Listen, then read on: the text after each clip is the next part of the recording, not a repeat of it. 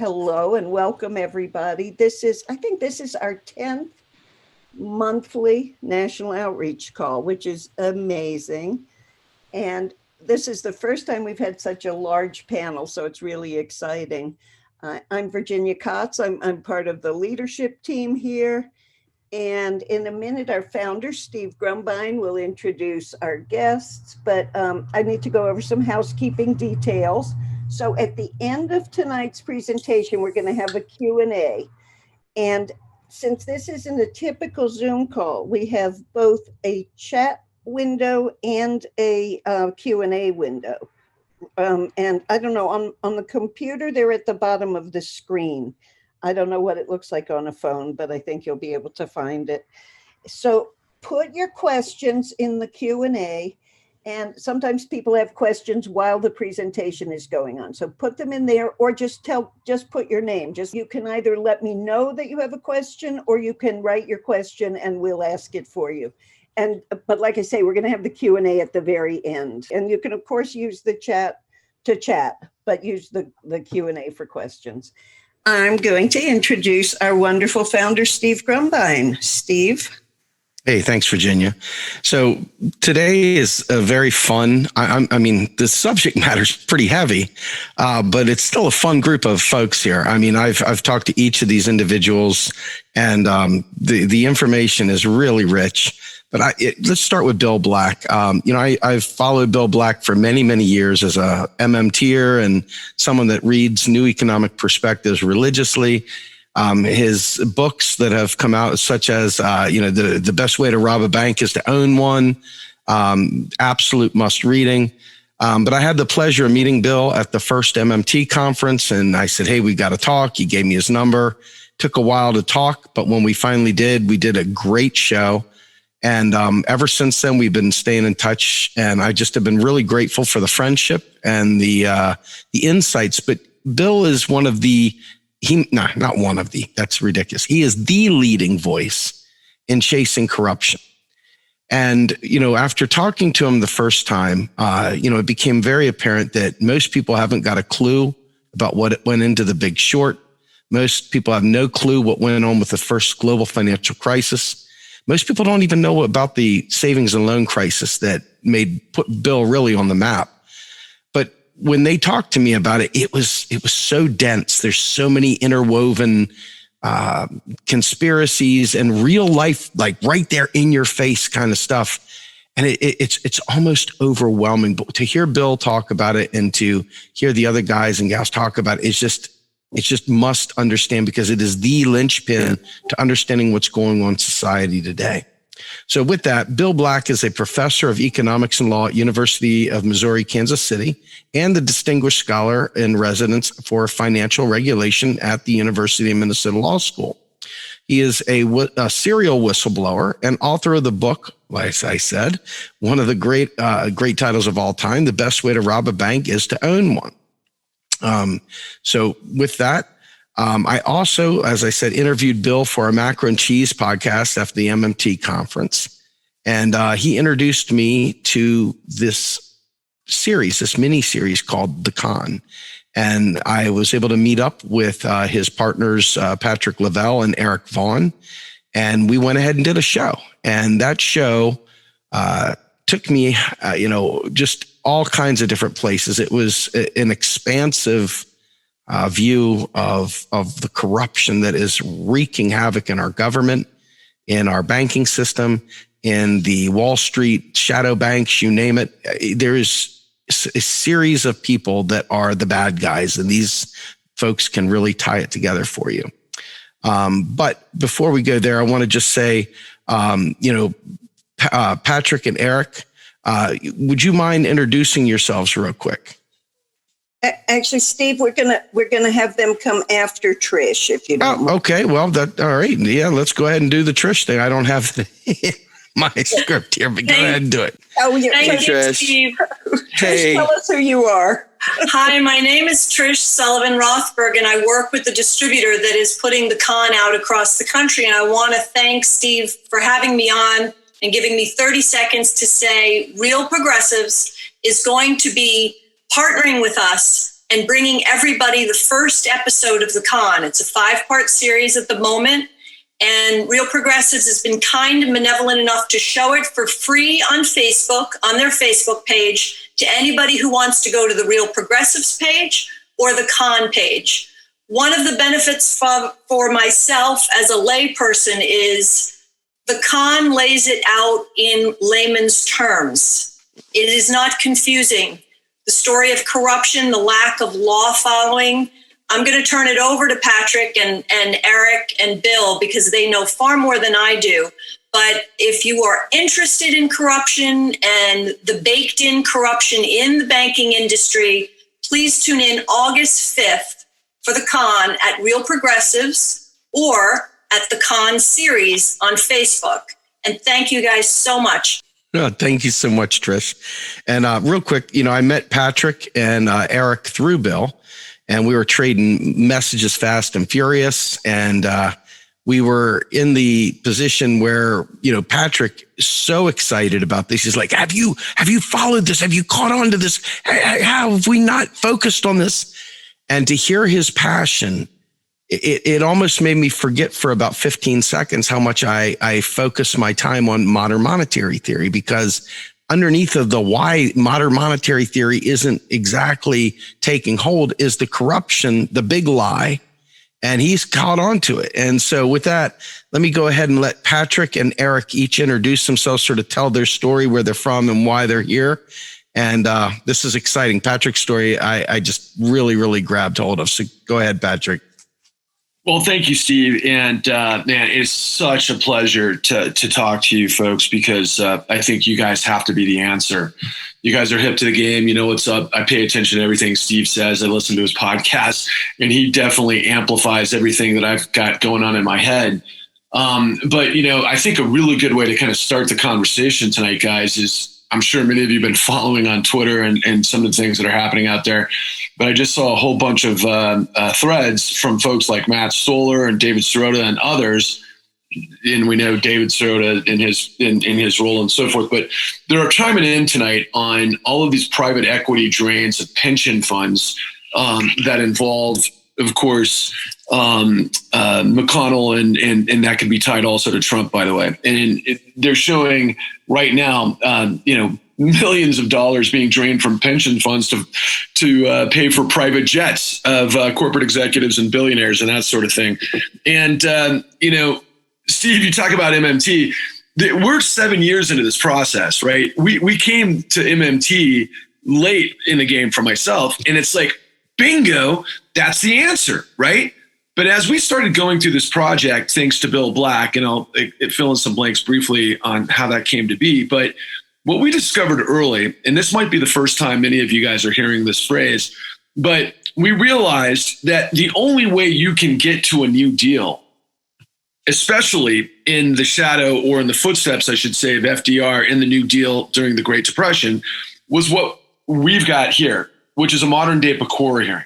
It's the facts of the greatest engineered financial crime and cover-up in history, greatest conspiracy of lies in history, that has given us this system that we're currently in the midst of this train wreck, and everybody is all over the map. And of course, you guys definitely have a center of gravity, which is just get to the truth. And the truth is that you live in a corrupt, rotting society because nobody understands the machinations of how these things operate. And so I happened to be a producer for a long time, and I fell, unfortunately, victim to the 2008 great financial crisis when I got swept up into the foreclosure crisis. And as I was going through it, nothing made sense. And I started asking a lot of questions, because that's what you do when you're a producer. And nothing in mainstream media added up. And so I decided I'm going to try to figure out what the heck is going on and how it aligns with my experience. There was a lot going on at that time period, a lot of it tragic. I mean, it was horrifying what I endured, my family and I endured, and we lost our home. We lost our home to a wrongful foreclosure. We got set up in this con that I had no idea existed. I went from being somewhat successful to being upside down overnight.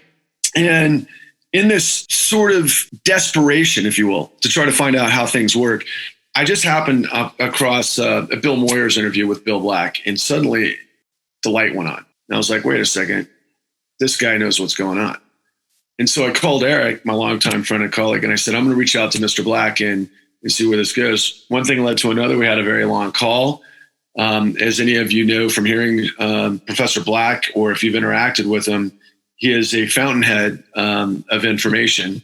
And sorry to use that reference, but it's definitely overwhelming with information. And I remember that first call, I was taking notes like crazy. That knocked over a domino that led to a 7-year adventure where we lapped this country 7 times, putting the pieces of the puzzle together that unfortunately the United States government didn't succeed at doing. And that shining light on that path was Mr. Black, and it led to a lot of unbelievable revelations. But I will end on this thought. It's worse than most of us think it is. And right now, from what I see from you, Steve, every day, I can just echo your frustration at somebody has to come and draw the attention to the center of what is getting all of the things that are necessary for us to save ourselves. And that's the PCOR hearing, and that's the con. Thank you. Thank you. Thank you. Eric, sir, can you introduce yourself? I'm neither an economist or a scholar. I'm just an average American who lost my home and very nearly my family to foreclosure when the market imploded. And I've spent almost every day since trying to find out why. Once the dust settled, it quickly became clear that my story was no different than millions of other Americans. We all thought that we were alone. We all thought that we'd failed, but none of us really knew why. With a gun in her hand, Addie Pope apparently shot herself in the chest as deputies were knocking on her door with eviction papers in hand. This dramatic increase in mortgage fraud cases was the canary in the mine. It was the warning. This was money chasing people. This was not somebody looking for a loan. It was all designed to maximize profits for all of the different players. The person who sold you a loan made more money if they sold you a higher rate loan. They were sold a lot. They're selling to their very clients these loans that they know are a disaster. I lost my home, not because of money, because of fraud. I don't believe Addie Pope took out the mortgage on her home. I don't believe she signed any documents. They just generated all this junk, took home huge bonuses, and then when it collapsed, they said, oh, not us. This notion that the financial crisis there wasn't fraud and there wasn't crime is absolutely wrong. It's dead. We're targeting, in many cases, minorities. We were waiting for the leadership to say, go. That never happened. The investigation was suppressed. This was all part of the same puzzle that was falling apart. This is the largest conspiracy of lies in the history of the world. This investigation has just begun.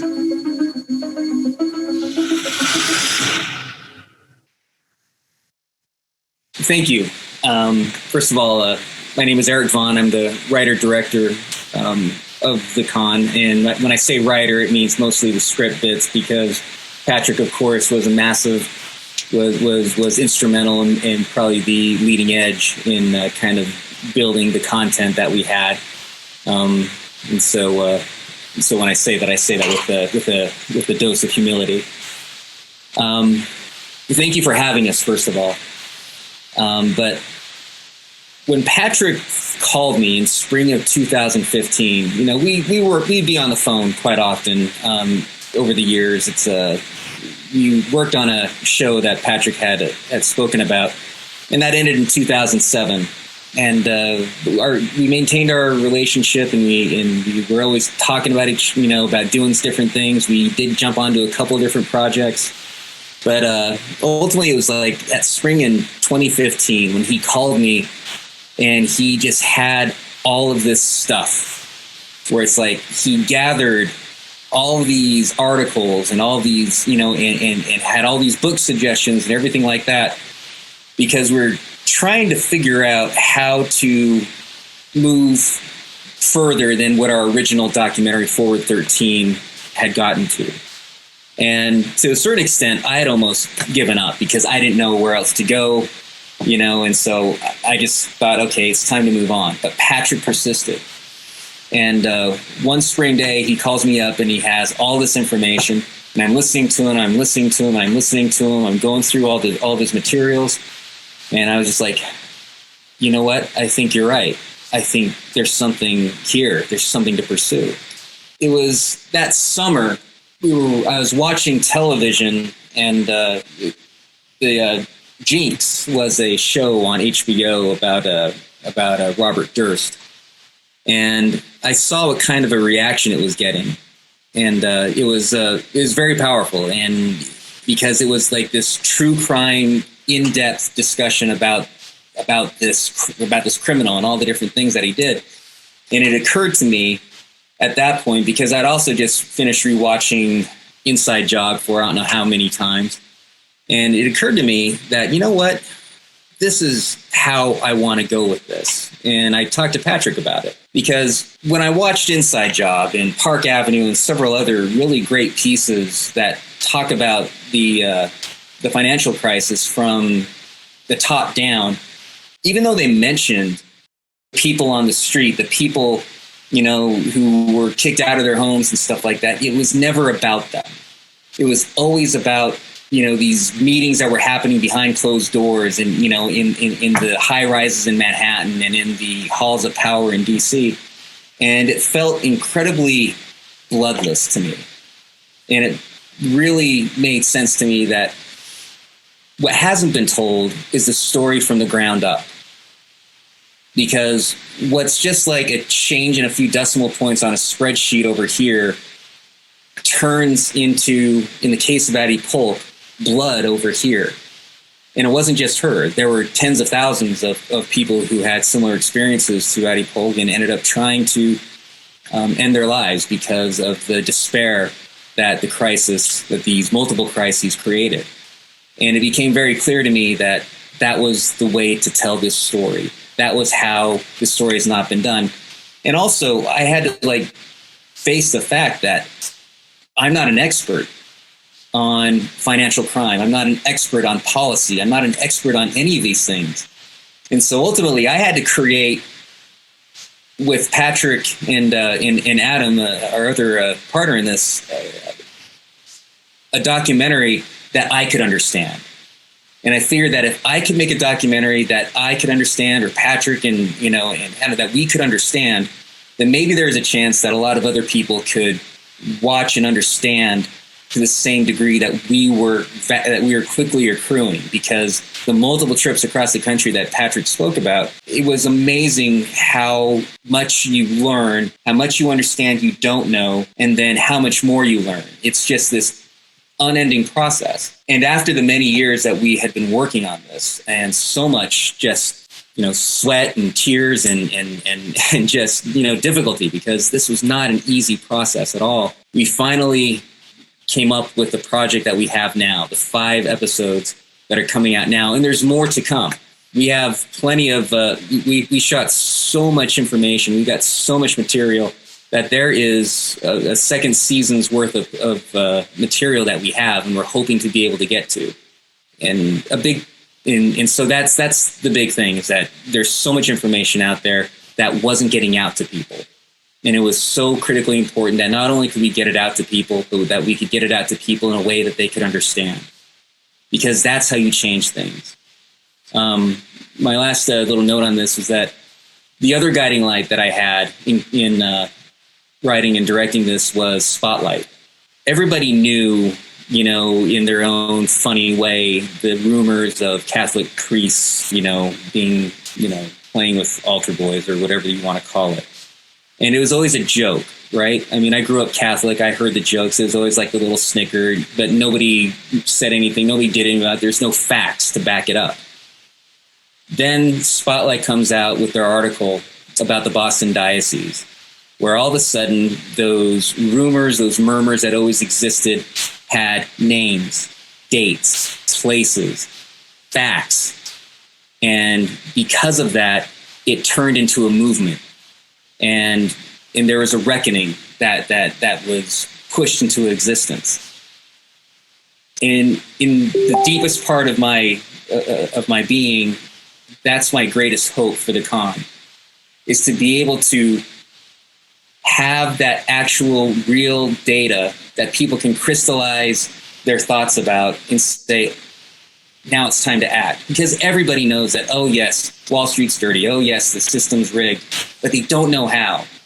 And that's what I think we're trying to do here. And one of the most instrumental people in helping us get to that point is the third colleague on this call. And I'll go ahead and let Bill Black take the floor. Hi, I'm Bill, and thank you, Steve, for all your continuing efforts over, many, many years in this regard. As Steve said, I've been very fortunate in my colleagues and teachers and people I've worked with for decades, including Stephanie Kelton and Randy Ray, who I'm sure that many of you are quite familiar with.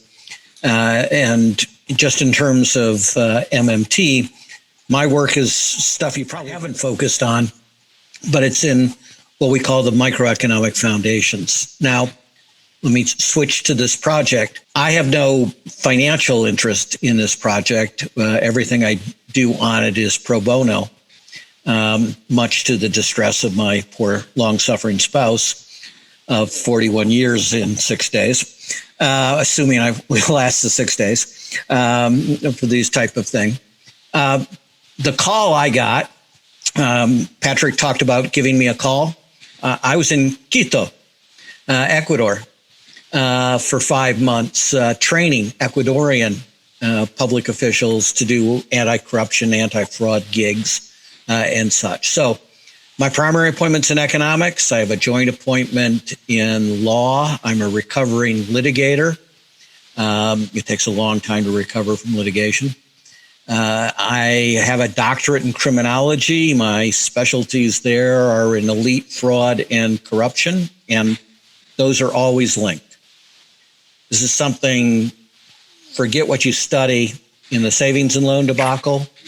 Elite frauds, what's different is that they get to use the resources and the seeming legitimacy of the firm they control, and they always corrupt public officials as one of their most important strategies. So elite fraud and corruption always go hand in hand in every country in the world. And I've done anti-corruption gigs, for the World Bank and India and all those types of things as well. But I've also been a banker. I was a financial regulator in the heart of the savings and loan crisis, and a serial whistleblower as well. So I learned in all of those settings. And so if any of you get an opportunity like this, when you go into a federal agency like I did, I was, litigation director at a very young age. I didn't just eat with the lawyers. I ate lunch with the appraisers and the accountants and the business manager types and the capital market specialists. And, people love to talk about what they do for a living and such, right? You've seen this on a date, when you try to connect with people. And so it was just like a graduate seminar for free if you took advantage of it. And what you'll see in our discussion is the secret sauce is always accounting in these kind of elite frauds. And I know that's a turnoff, and that's the point. They take advantage of our unwillingness to get our hands dirty with the accounting and learning the techniques. They think it's just going to bore people. They think it's going to be impossible to convict them.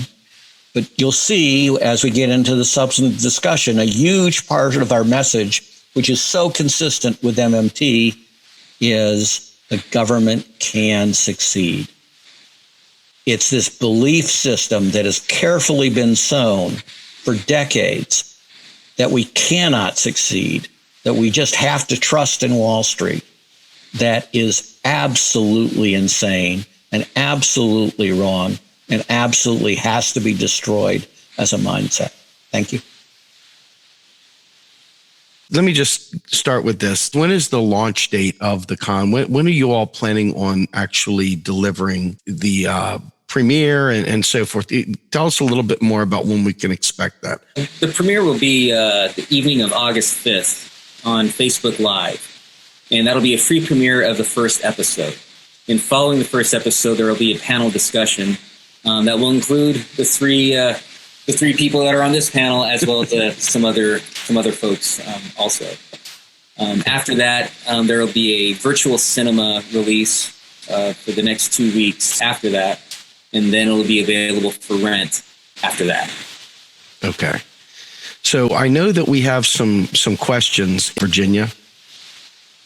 I was going to ask Bill to go into a little depth about what exactly the process is like.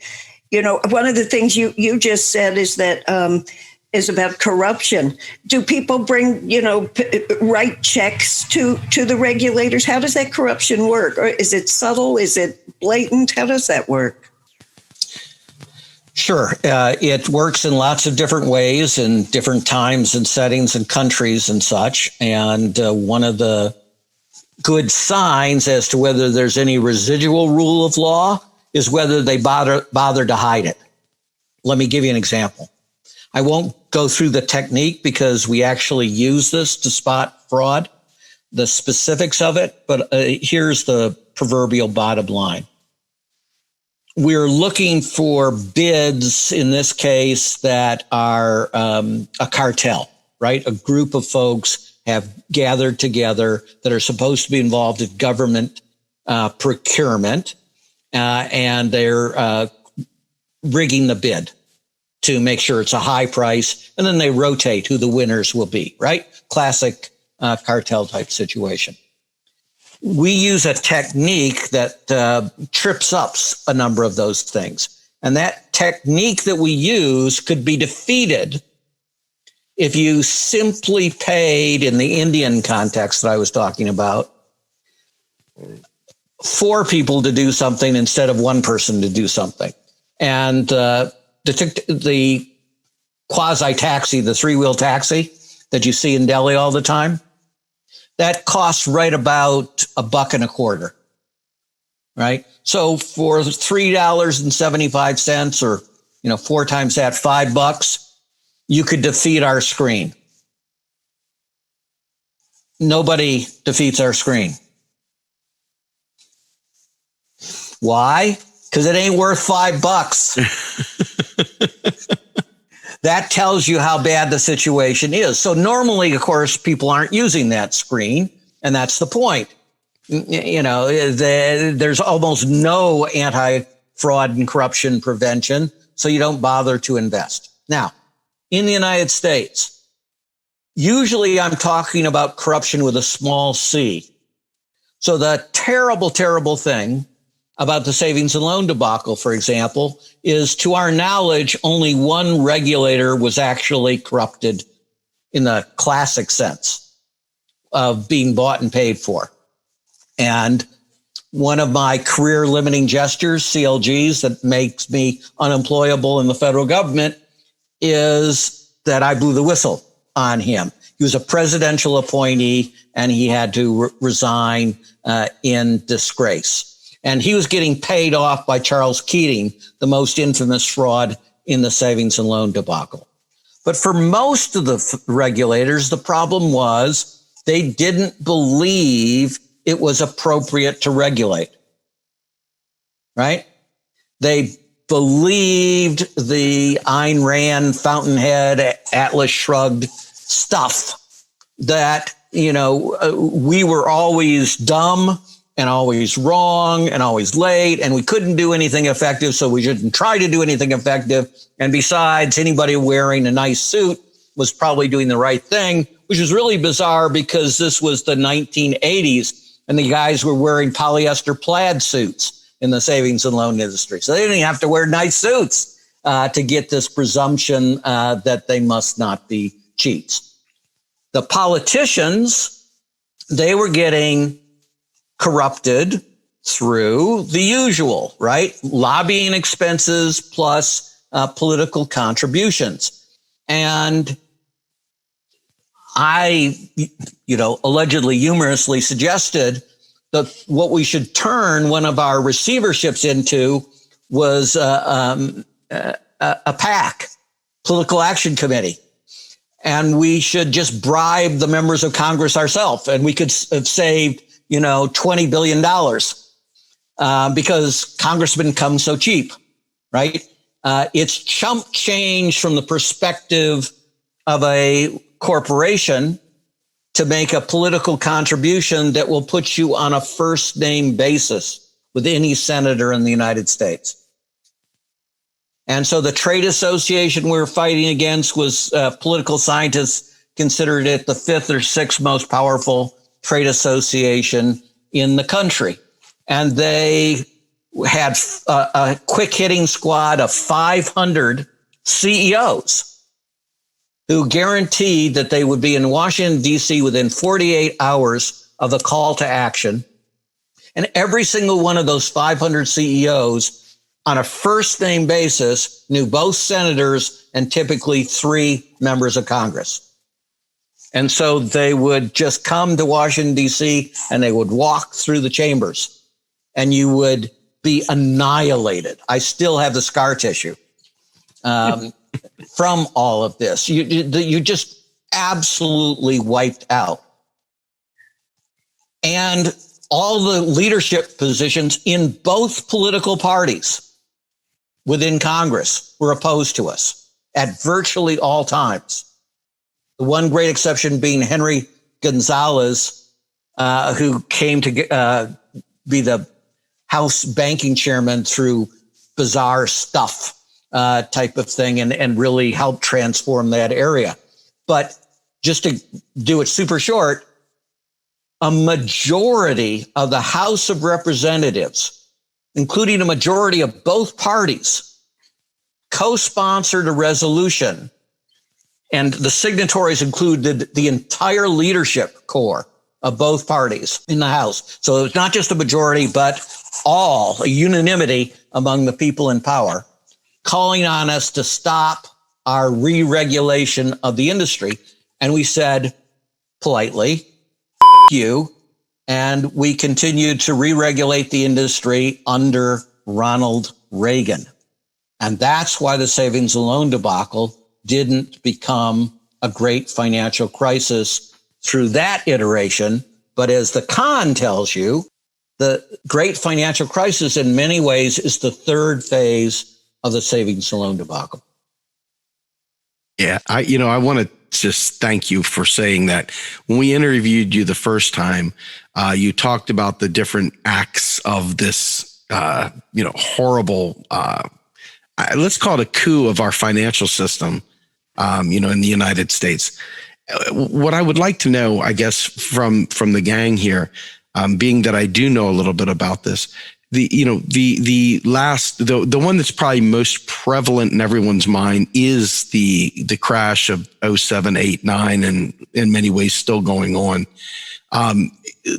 Talk to us about what happened in that crash. The Addie Polk is our poster child based on the con, but talk a little bit about what was the lead, what led up to the global financial crisis for those people who maybe have different ideas, maybe have some thoughts about it, but really don't quite know. Well, to a certain extent, we have 5.5 hours of documentary that discuss that. So it's hard to. It's like trying to encapsulate that into a brief snippet is going to be troublesome. But Eric, you're a director. Why don't you take us through the process through which you learned it? Oh yeah. Well, so Patrick and I have developed our own process for things, and that's Patrick is an enormously persistent individual. It's like he just goes after things, and he gets all sorts of material, and he just like tosses it into a bin, and then I'm the person who's in the bin who's sorting through everything, trying to find like all the nuggets of gold, and then trying to figure out how to put those into a story. And to be perfectly honest, at the beginning,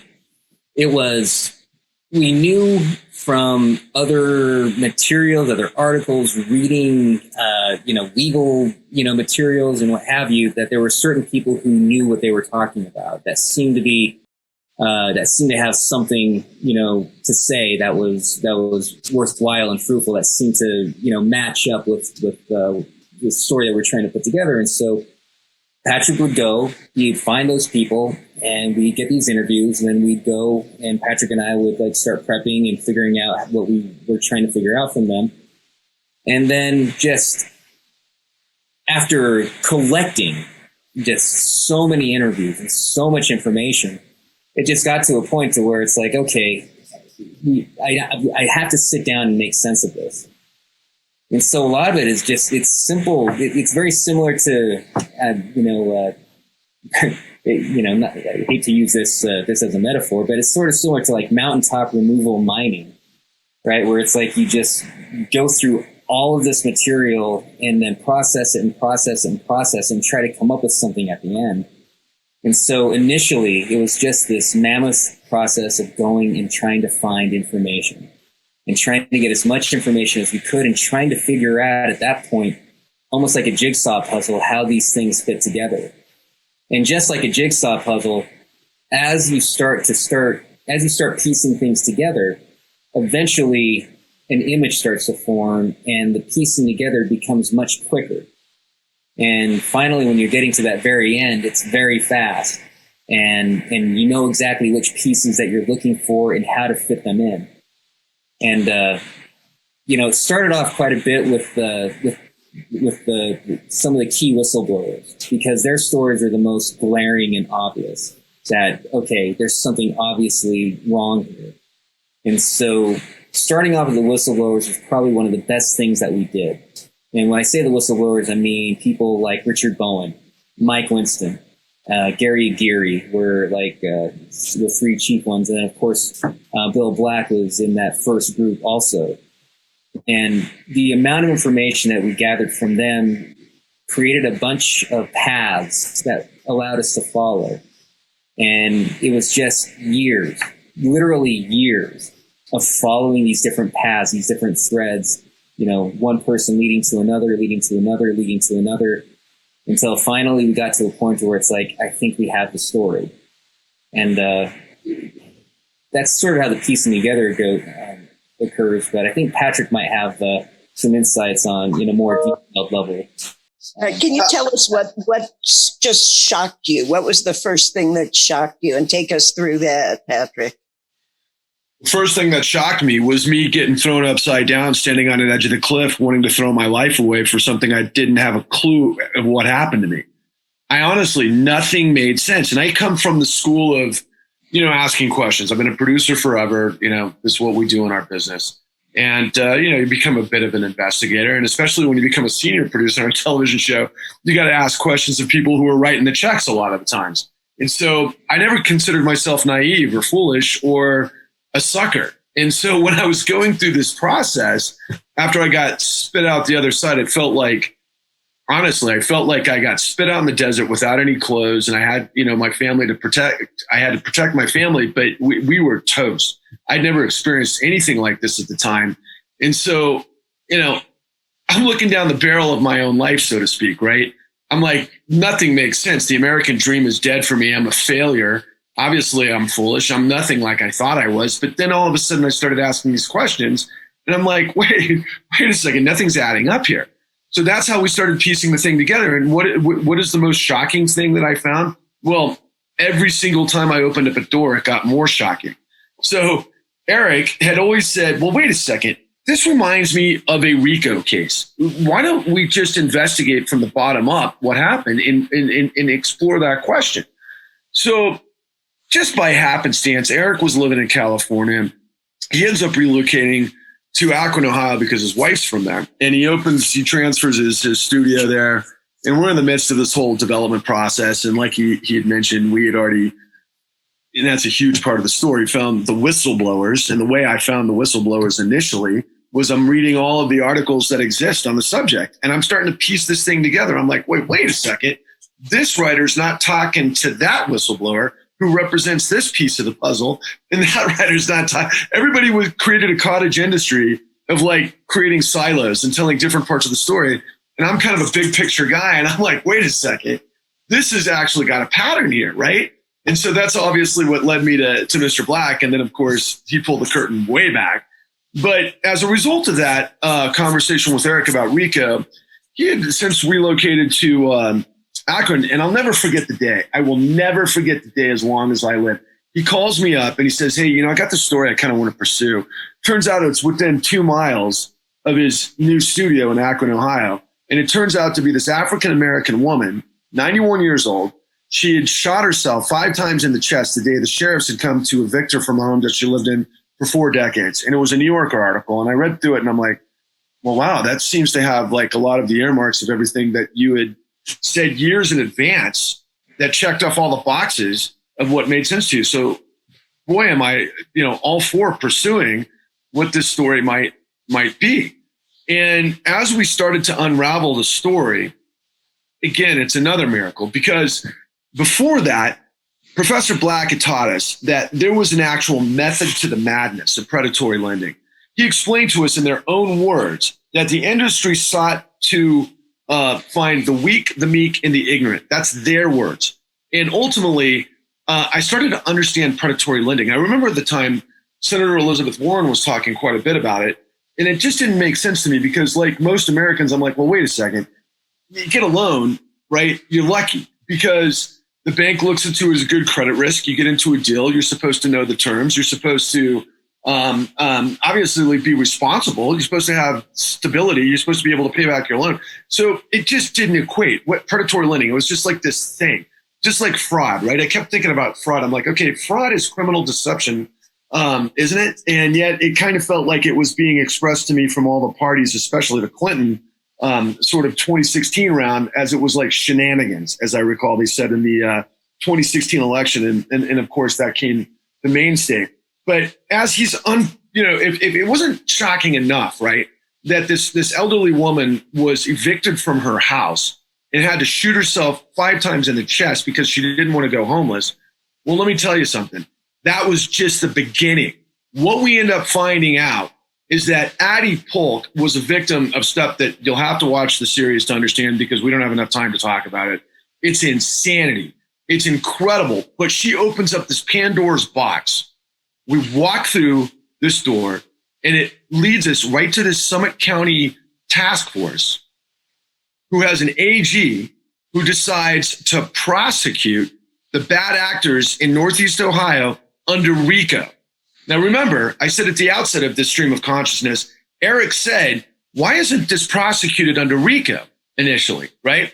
So I was like, holy cow. Now, I've since come to learn that there's a myriad of ways you can prosecute this, probably better ways and so on and so forth. But this just so happened to be one that we were looking for because it seemed to us, after we had been learning from Professor Black this whole time, that of course it's racketeering because there's so many different elements involved in a conspiracy for an outcome. And so shocking? Well, how about this for shocking? Do you guys know that mortgage lenders literally targeted elderly women who had equity in their homes? And the way they found that was they went to the Registry of Deeds because they could find the information that the city was providing, that they were fining these women to be able to fix their patios, the roofs, and so forth, that these women didn't have money. So miraculously, these corrupt brokers show up at their homes, knocking on the door with the whole litany of like too good to be truisms. But when you have no income and you hear that your house has increased in value tenfold, twofold in this particular area, but that you can borrow at this rate, you can pull out the equity in the house, you can pay for those fixes, cosmetic fixes on the house that you couldn't afford otherwise, that you have to, otherwise you're going to get fined. So you walk into a death trap. Whoever's thought that borrowing money was a death trap? I never thought that. But then when you get inside the MMT world and you understand that the productive manufacturing, the productive American society has been completely destroyed, and what is the options now, particularly sustainability, all the nature of what you guys are all about in terms of building a productive society, right? Let's hit the rewind button, right? What happened in Northeast Ohio? They lost industry, they lost money, they lost jobs, and that led to this massacre. It was shocking. Bill, do you want to talk about how the process works from the inside? How they decide to go after people? What any part of it you want to talk about? Yeah, we're interested in all of it. Sure. So as Patrick and Eric have both said, the key differences in this documentary compared to any other documentary is something really simple. They decided to talk to the people who got it right instead of the people who got it wrong. Because the people who get it wrong spend all their time spinning lies about the crisis instead of telling you the truth. And they don't actually know what happened in the crisis, or probably they would have stopped the crisis, right? And they would have prosecuted people and such. So they're people that both lack ability and think they know, which is even worse when they have no clue what was actually happening. And they're people of very weak integrity. So they don't tell you the truth even if you ask them questions, right? So they're really bad people to interview. Now, a second group of folks that you did the fictionalized interview, The Big Short, for me, is a lot of fun, and it's got some accurate portions. But fundamentally, they went to people who got it right a full decade after the regulators got it right, and try to make them into the superheroes, even though what those guys did, and they were all guys, was to try to not have the public learn what was coming so that they could profit off of it. Because if the public learned what was happening, then the profit opportunity by shorting the stocks would go away. So talking to those kind of folks is actually not very good either. We wanted to talk to people that got it right, and their first instinct, their second, their third, their fourth instinct was, how can I throw my body in front of this bus and protect the American people? And so we talked to the same people that I knew had gotten it right? The appraisers. Now, there's no other documentary that even talks about the appraisers, and they're of significant focus. Why? Well, first, they got the savings and loan debacle right. And second, they got the great financial crisis right. But third, how many people know that 11,000 appraisers signed a public petition warning us what was going to come and giving their identifiers, right? Their full name and addresses so that the corrupt folks could retaliate against them, right? So they absolutely risked their entire careers, gave this brilliant public warning. In the year 2000, I remind you, Bill Clinton is still president.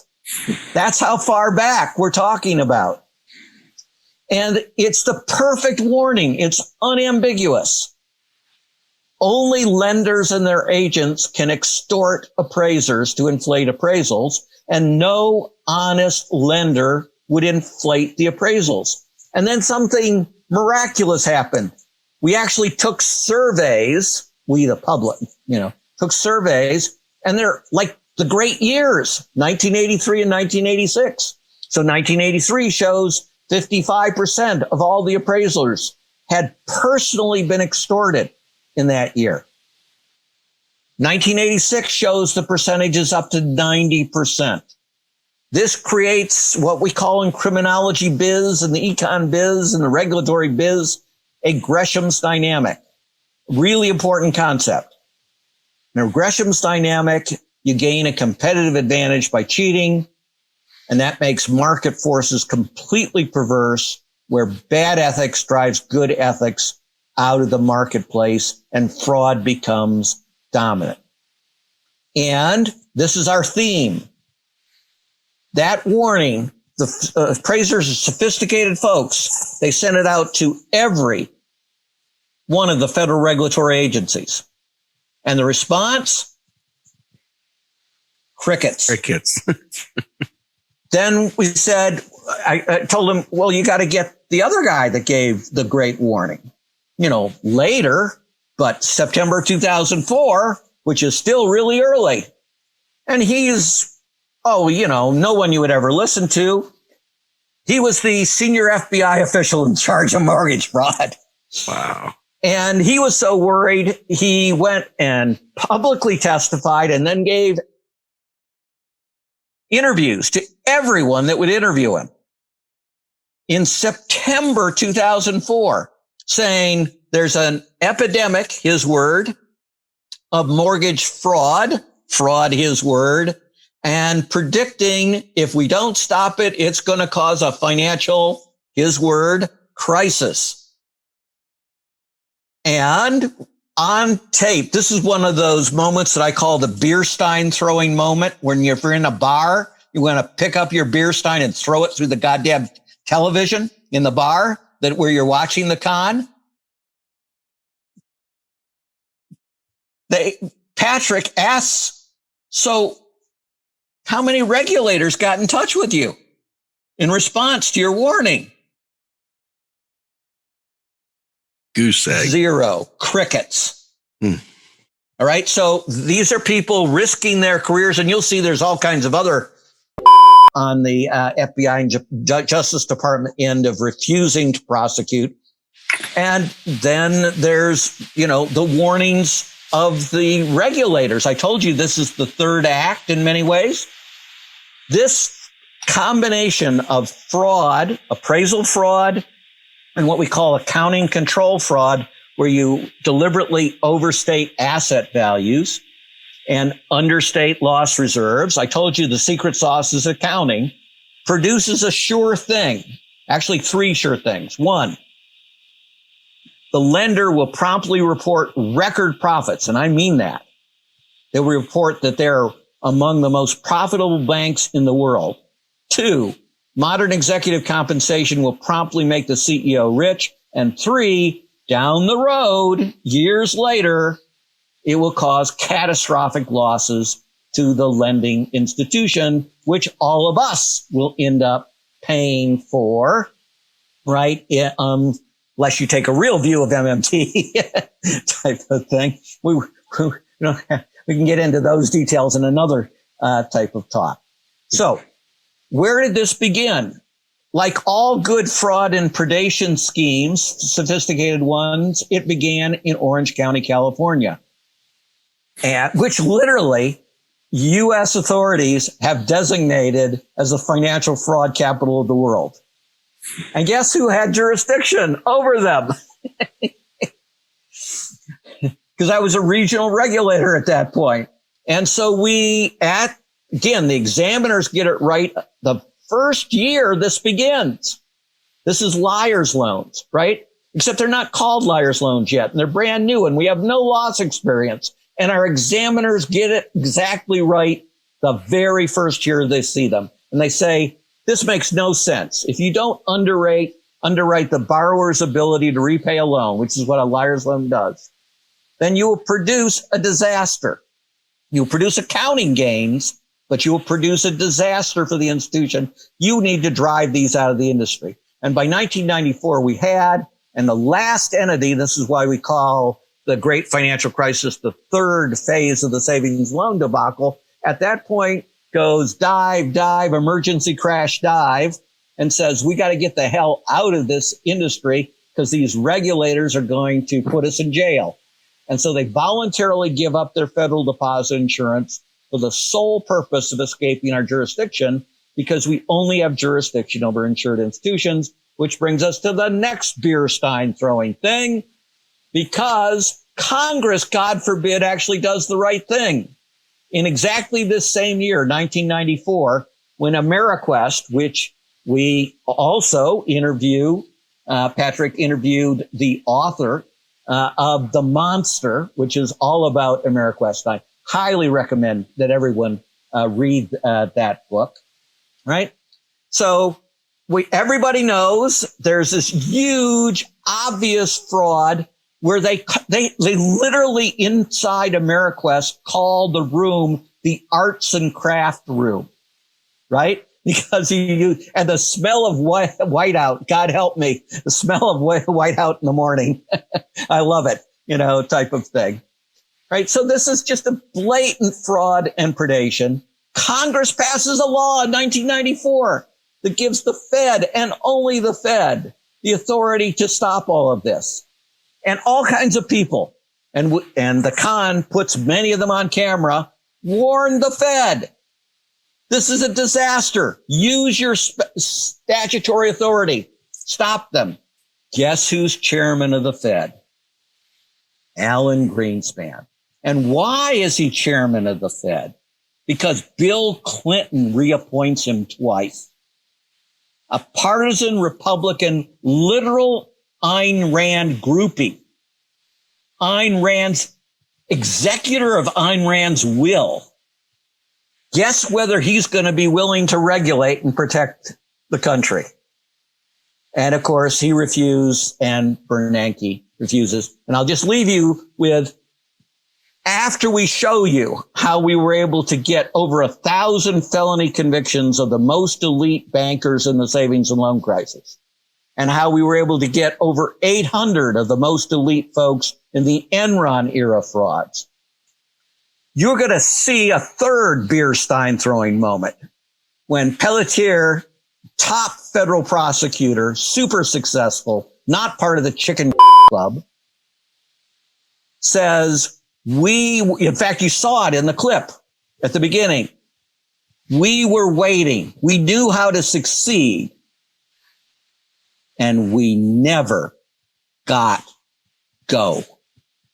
They were never authorized to actually bring the prosecutions. So that's what the con does, but it also puts the lie to this whole idea of the Tea Party that the perpetrators are poor black people, whereas they are absolutely the principal victims. And we show how catastrophic the losses were. So the median black and Latinx household with a college degree lost respectively 60% and 72% of their total wealth in the great financial crisis. So we're 1 year from the 100th anniversary of the Tulsa racial massacre designed to destroy black wealth. This is the greatest destruction, quite deliberate, quite targeted in the history of black people since slavery, and also massive with regard to Latinx. So we don't just do the fraud stuff. We put predation, and as Eric emphasized, we give it a human face through telling the story of Addie Polk and using it to explain the more general problem. And as a huge collateral benefit, as Patrick mentioned, it turns out you'll love these people. This little group of folks who had never done a significant white collar case in their lives in Akron, regular cops mostly, had the greatest success against mortgage fraud of pretty much any group in the nation. And when you ask those guys, and they're all guys and they're all white, hey, did this fraud stuff target anybody in Akron? I go, of course it did. People of color. You guys, we have so many questions now. I want to start going through them, if you don't mind. And then I'll start with Charles Hayden, who asked, how pervasive and pernicious are bank statement loans and stated income investor loans today? So they are massively reduced from what they were during the savings and loan debacle, and unbelievably massively reduced since the great financial crisis. So by the peak year, in the great financial crisis, about 40% of all mortgage loans made mid-1987 were liar's loans. That was over 1 million years alone, and the incidence of fraud, according to the industry's own fraud experts, was 90%. I believe you meant 2007, Bill. I'm sorry, did I apologize? You said 1987, 2007. Yeah, I have time machine. Thank you. 2007, just before the market collapses, about 40% of all loans, that is over 1 million fraudulent loans a year. Are there equivalent to liar's loans now? Yes. They're probably on the order more of 3% of mortgages at most. They were significant in automobiles, Uber drivers in particular, for example, and such, which may not fill you with an enormous confidence if you ever want to have to collect on one of their insurance policies. But again, that was more like 15% of the market. And of course, cars are a lot less expensive than homes, and they don't have the same property of a massive bubble. And massive bubbles really matter, because one of the sayings in the trade is a rolling loan gathers no loss. To roll a loan is to refinance it. And that meant you could, as long as the bubble was expanded, you could keep it from going into default for often more than a decade and such. The same dynamics don't exist in automobile lending. So a liar's loan is not always the same, depending on the industry that you're talking about.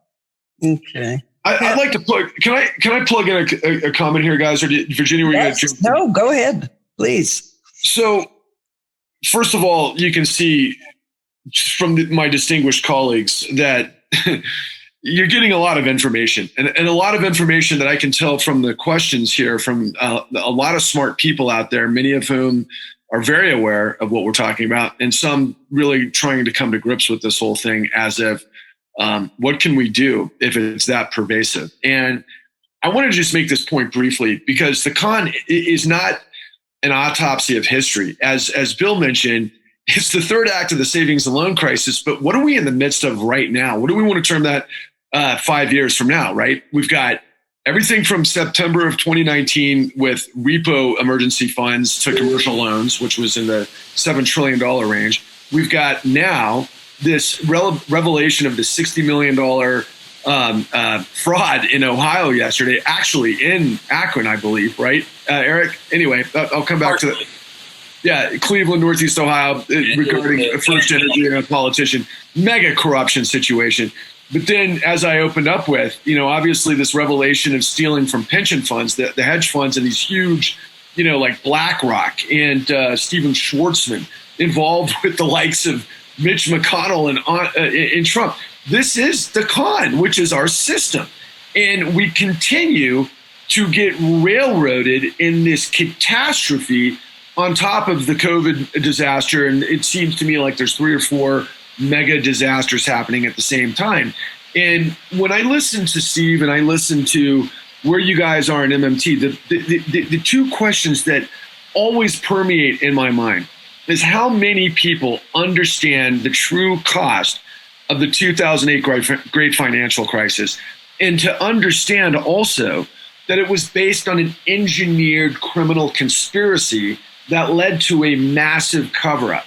Many people understand the TARP program, which was $750 billion. They don't understand the intricacies of what that program did, but they have a sense of it. They were all told, just like Bill so eloquently pointed out, that the Tea Party likes, especially after the Rick Santelli rant on CNBC following the great financial crisis, blamed the victim, as did ultimately the Big Short, not knowing really this aspect of what we're revealing now, this many years later.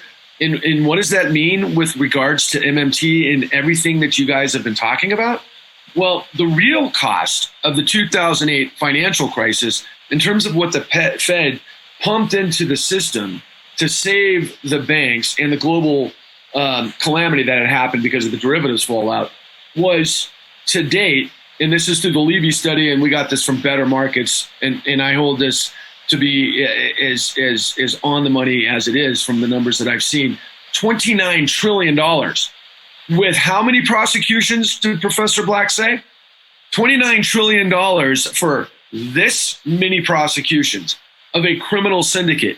Would we be surprised we're in the midst of everything we are? It's step and repeat.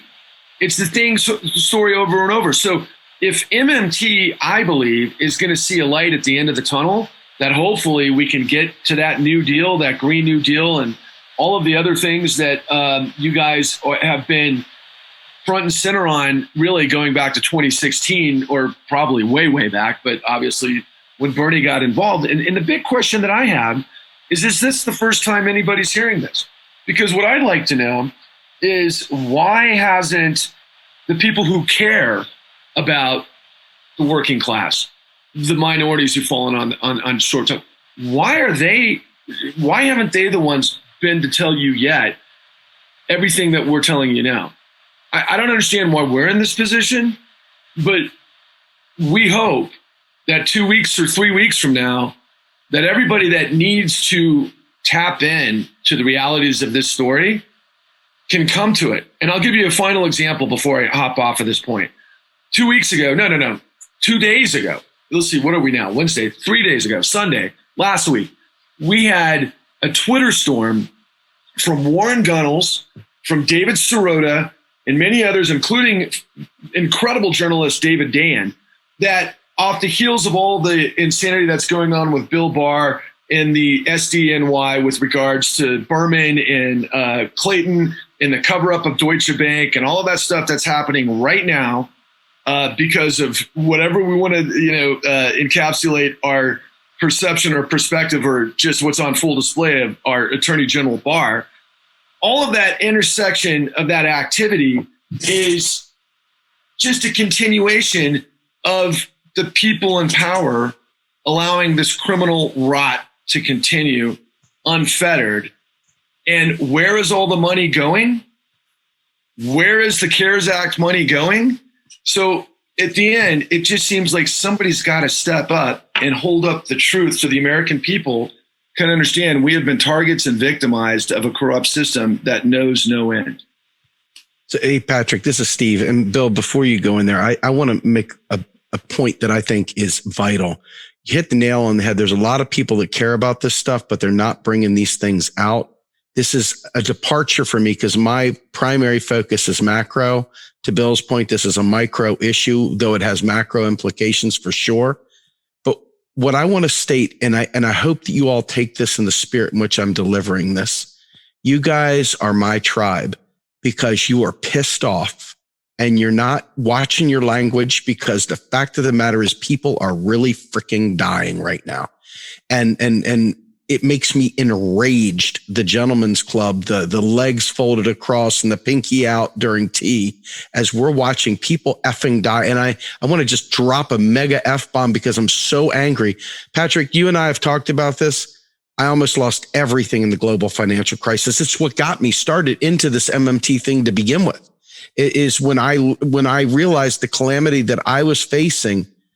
It wasn't like the 2 master's degrees I got were somehow or another the thing that did me in.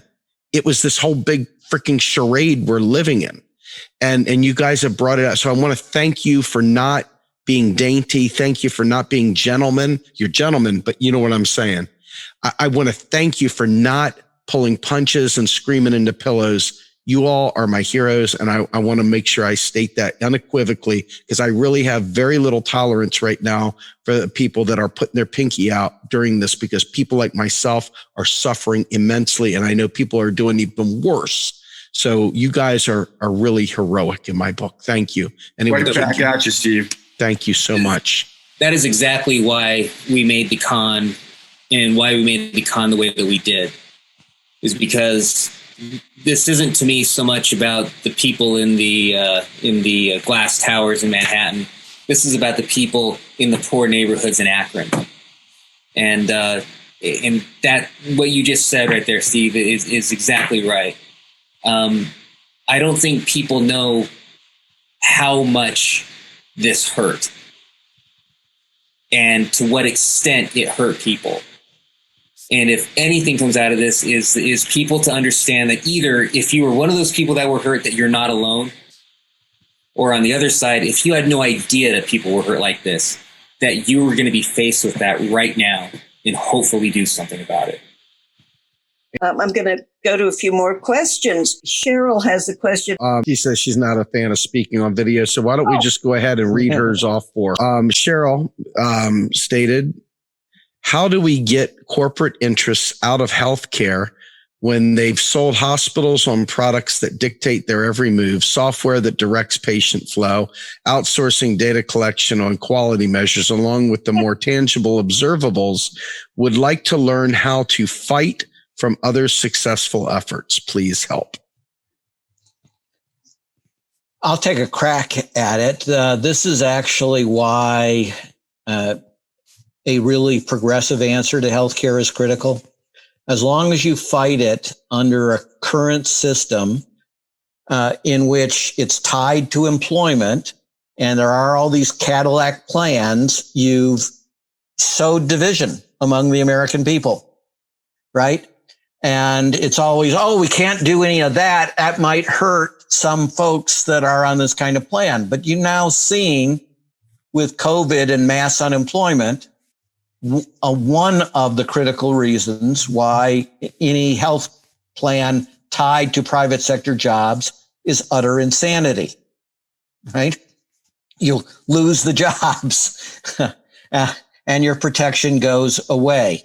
And so we really do. This is one of the things where we really need a radical transformation, and anything else isn't going to work. And so we have to show, and as I said, I think people with the COVID thing are more willing to see now how absolutely deficient the system is. Also, the statistics, of course. Remember the criticism of Italy at the beginning and how, it was supposed to have a vaunted healthcare system, but look, it was the worst in Europe. Well, look at their numbers compared to the United States at this juncture. And Italy's got a reopening economy and such. So everything that we've gone through is a test case that has demonstrated your point, Steve. This is one that kills people.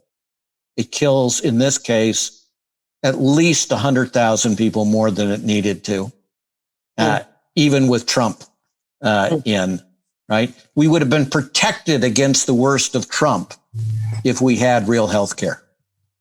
Let me say this, Bill, real quick. You brought up something to me, and I knew it inherently, but I also have a different angle at which I'm looking at the world. But when you validated that belief that this is a bipartisan, this is not just bad Republicans, this is bad, everybody, right? This is doesn't just an R or a D does not dictate where the evil lies. This is a bipartisan screw job. So don't anybody get all high on the hog because you think you're somehow or another elite in Group A versus Group B. They're all bad and they're all in this game. I mean, that was kind of the real wake up call. We don't have a champion. It's up to us to bring this stuff out.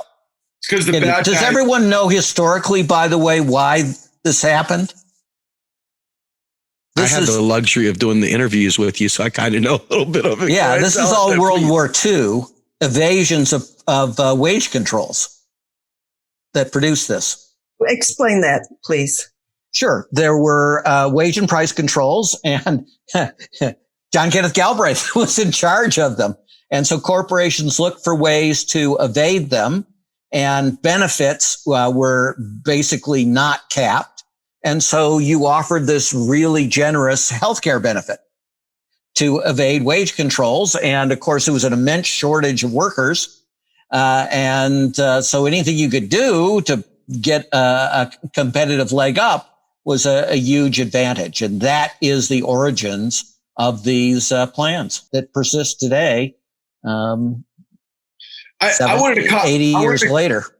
I wanted to comment on this as it relates to an experience I had while filming towards the end of our filming, it happened last year when I was interviewing Paul Pelletier from the Department of Justice.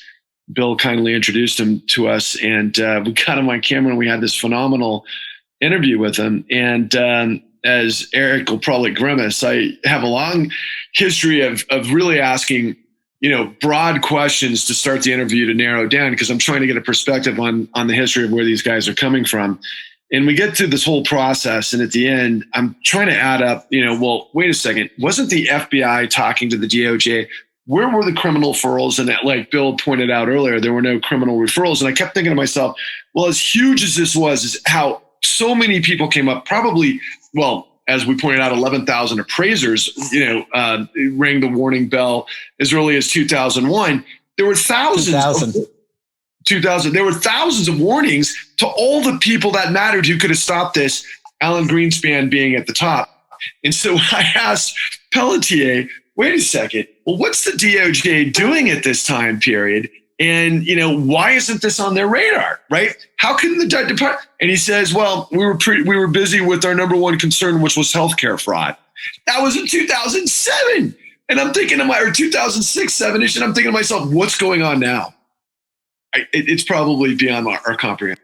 Though, in fairness, if you want another beer Stein throwing moment, he also emphasized that the Attorney General had as a high priority that they go after porn. That's right. And not child porn, just regular porn. And that was also in the Bush administration against Chris Swecker. It happened in both areas. There was the porn thing. It's like, hey, when in doubt, when you want to, wait a second, this is what also Keating did, right? He was completely anti-porn. So what we're seeing are these guys who champion themselves as these incredibly moralistic leaders and, for the community, yada, yada, yada. And meanwhile, they go after porn while they're still in trillions of dollars from the meek, the weak, and the ignorant by their own terminology. It's like, it might be an interesting study to see the politicians who are most preoccupied with porn, just how much financial misdeeds they're involved with. We could probably write an algorithm. Correlation is not causation, I understand, but... Well, Steve has heard this one before, and Patrick and Eric, but our motto, we had two mottos in the savings and loan debacle as regulators. One was never to be the ones chasing mice while lions roamed the campsite. And the second was it was not necessary to hope in order to persevere. Because objectively, the circumstances were hopeless. I only began to give you the political things that made it hopeless. There were far more than what I listed. But in fact, we succeeded to a really extraordinary degree. And that's because, and again, progressives need to understand this. Just regular people, GS 11s and 12s and 13s and such, took on the most sophisticated folks paying lawyers then far less, a mere $750 an hour then. Now it'd be $3,000 an hour, and beat them routinely, as in to well over a 90%, closer to 95% conviction rate against the most sophisticated criminal defense lawyers in the world, where the bank will spend money like water to keep the CEO out of prison. So we can succeed. And to track something Patrick said earlier, crickets, that response isn't just what Chris Swecker got and the appraisers got and we got, back in the day in the savings and loan debacle. Crickets is what are we getting now from progressive politicians, right? The perfect issue has been elite fraud and corruption. It's the issue that Senator Warren, it's the issue that Bernie Sanders absolutely should have had front and center. They should have been promising to conduct a PCORA hearing. They could have actually conducted PCORA hearings. The Democrats have had control of the House. They can hold hearings, and the Pecora hearings, they don't have to subpoena Trump members. They can bring Obama folks, but they can bring, more to the point, all the whistleblowers. In the savings and loan debacle, of those over 1,000 felony convictions we got, to my knowledge, not a single one of those people we got a criminal conviction against appeared again in the great financial crisis. Now, in the great financial crisis, instead of 1,000 felons, you have, 10, 15,000 mid and senior level felons, all of whom got away with it. All of whom have learned a lesson: I can defraud with impunity. Now, what the hell do you think they're doing now? What do you think they're going to be doing over the next 30 years? If we do not make this a national priority, we will all pay. And as Steve has emphasized, yes, it's a huge amount of money, but it's also lives. Right? Let me ask you a question, because it took me some time. Patrick is a fast speaker, and you are a very fast speaker too when it comes to when you get rolling and excited. And the word Pecora took a minute for me to grab hold on to, and I had to look it up way back. But I think it's important. Most people, that word is not right on the tip of their tongue, so they wouldn't even know to Google what they're talking about with the Pecora hearings. Can you just briefly explain that, so to fill in that gap? Because I know that I had questions and I studied my butt off. I can guarantee you some of our folks here would love to know that. I'd like to take a crack at it just because I represent most people, right? I'm a college graduate. I get into the business of production instead of go to law school at that time. I studied political science. I'm not, a PhD guy, right? But I'm, eternally curious. And I've always been involved in everything in terms of activism and understanding how the world works to the best of my ability. But like you, Steve, I didn't understand the ins and outs of what took place, not only to create the Great Depression, but how the Great Depression was solved until we got into this project. And what's so remarkable to somebody like myself is it's such an extraordinary display of what democracy can do when it serves the people. And so one of the linchpins of why we actually created this story is we wanted to understand, how did we go from of, by, and for the people to of, by, and for the corporation? And as you understand the Great Depression, there was a lot of these same elements, obviously slightly different, but a lot of the same elements that Wall Street was deceptively selling securities through illegal reps and warranties, through a whole variety of different Ponzi scheme-like scenarios that would ultimately wreck the global economy and, of course, lead to catastrophic consequences, right? Are we in a similar situation? Oh, yeah, we are. And what they did was, there was a gentleman by the name of Wright Patman, a congressman from Texas, came out of the Farm Belt populace, really started to tap into the nature and the magnitude of this financial fraud. And by the way, so did Byron Dorgan, a senator who tried to stop the deregulation of the Glass-Steagall Act in 1999, the only one on the floor of the House, and all the Democrats went against him during the Clinton administration. But back to Pecora. So the investigation starts to happen, as Bill explained to us and taught us. He's a Sicilian immigrant. He's a prosecutor in New York. His name is Ferdinand Pecora. He is not an expert in finance, but he's an expert in scams. And he's also an expert in organized crime. And he puts the case together to discredit the bankers of the time. He brings up as witnesses all the CEOs at that time of the major banking consortiums, and he asks them, how did you make your money? Well, once people started getting wind of what actually was happening, because he presented the facts, the overwhelming consensus, the critical mass, because of the pain and suffering of the Great Depression, led this critical mass of people to demand that the government work on their behalf. And they did. And they got Glass-Steagall, and they created the Securities and Exchange Act, and they created everything that was supposed to create, as in Bill's words, which have always rang true for me, the ability to make honest business thrive. Because when you have cheaters, it's a race to the bottom.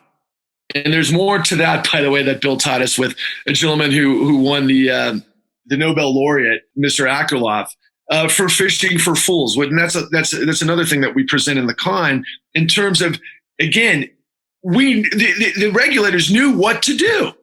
They knew how to stop this. They knew it coming out of the S&L crisis, and then we got reinventing government. So we're at this crossroads yet again, and things have gotten from bad to worse. So after I went through the 2008 great financial crisis, and I'm looking at you, Steve, I never thought I could ever experience more pain in my life. And I thought everybody went through this. And it didn't occur to me till maybe 6 years later when I'm interviewing a whistleblower from the SEC, a gentleman by the name of Gary, when he says, apparently people haven't suffered enough.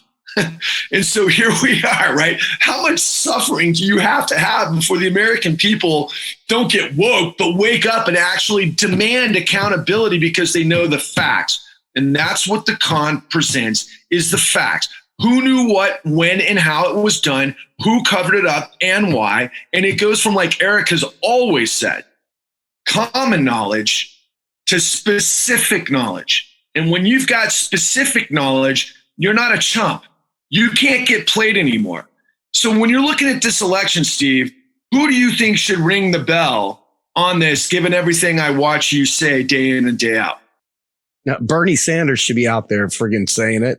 But given the fact that we've got two people that I consider to be right of Reagan running, I can't expect either one of them to do it. So, I mean, Bernie Sanders is the only one that has any standing to do that, and he hasn't done it.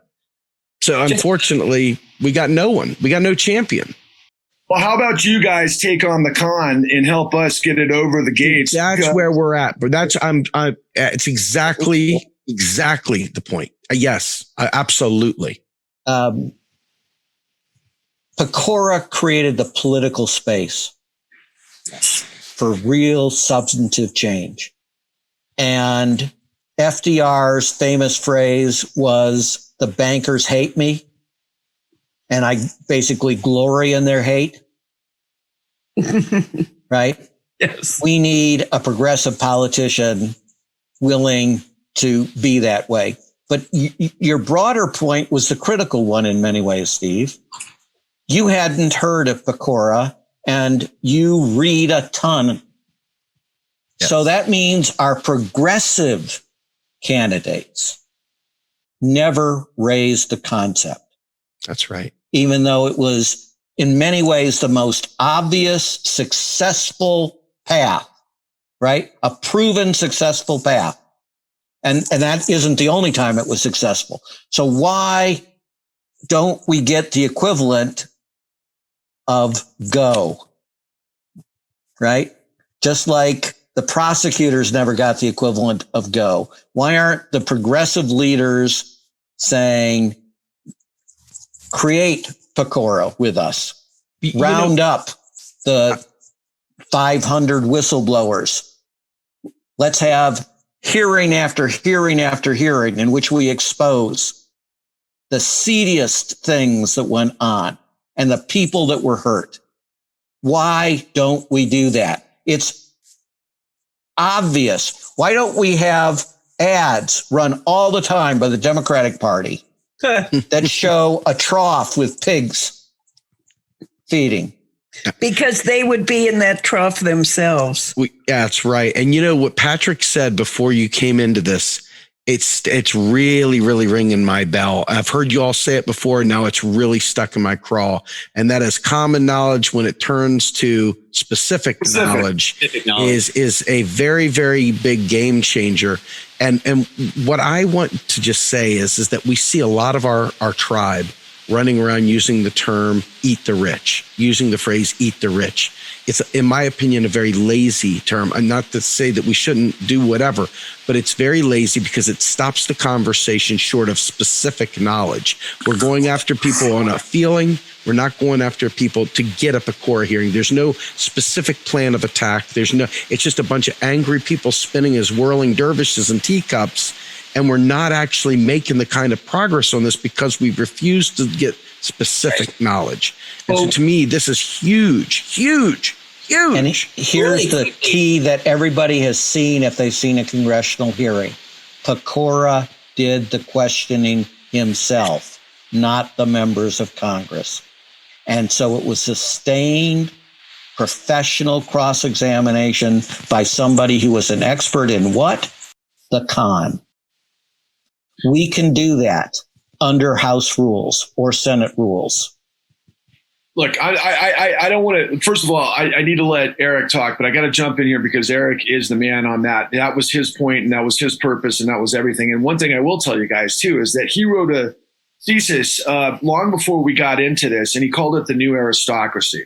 And it was just a historical sort of detangling of how the law corrupts absolutely, or power corrupts absolutely. And it brings me, we heard Professor Black say earlier, it's not necessary to hope to persevere. And that definitely became my mantra. This took 7 years to get this information on camera to bring to the people. Nobody wants to air this, guys. Netflix doesn't want to air it yet. HBO doesn't want to air it. Why? Because they get their debt financing for the people that we're exposing. Too Big to Fail has its fingers around everything, right? And like, think of those old cartoons of Rockefeller, you know, with the octopus, which led to, of course, Taibbi's vampire squid. But it wasn't until Mr. Black had also taken me the full scope to Bastiat. I'd never experienced or think I'd ever like a libertarian. But Bastiat said, when plunder becomes a way of life for a group of men in society, over the course of time, they create for themselves a legal system that authorizes it and a moral code that glorifies it. This is about the integrity of law. And as you can see from Professor Black, he is the man that we all have to, I believe, follow.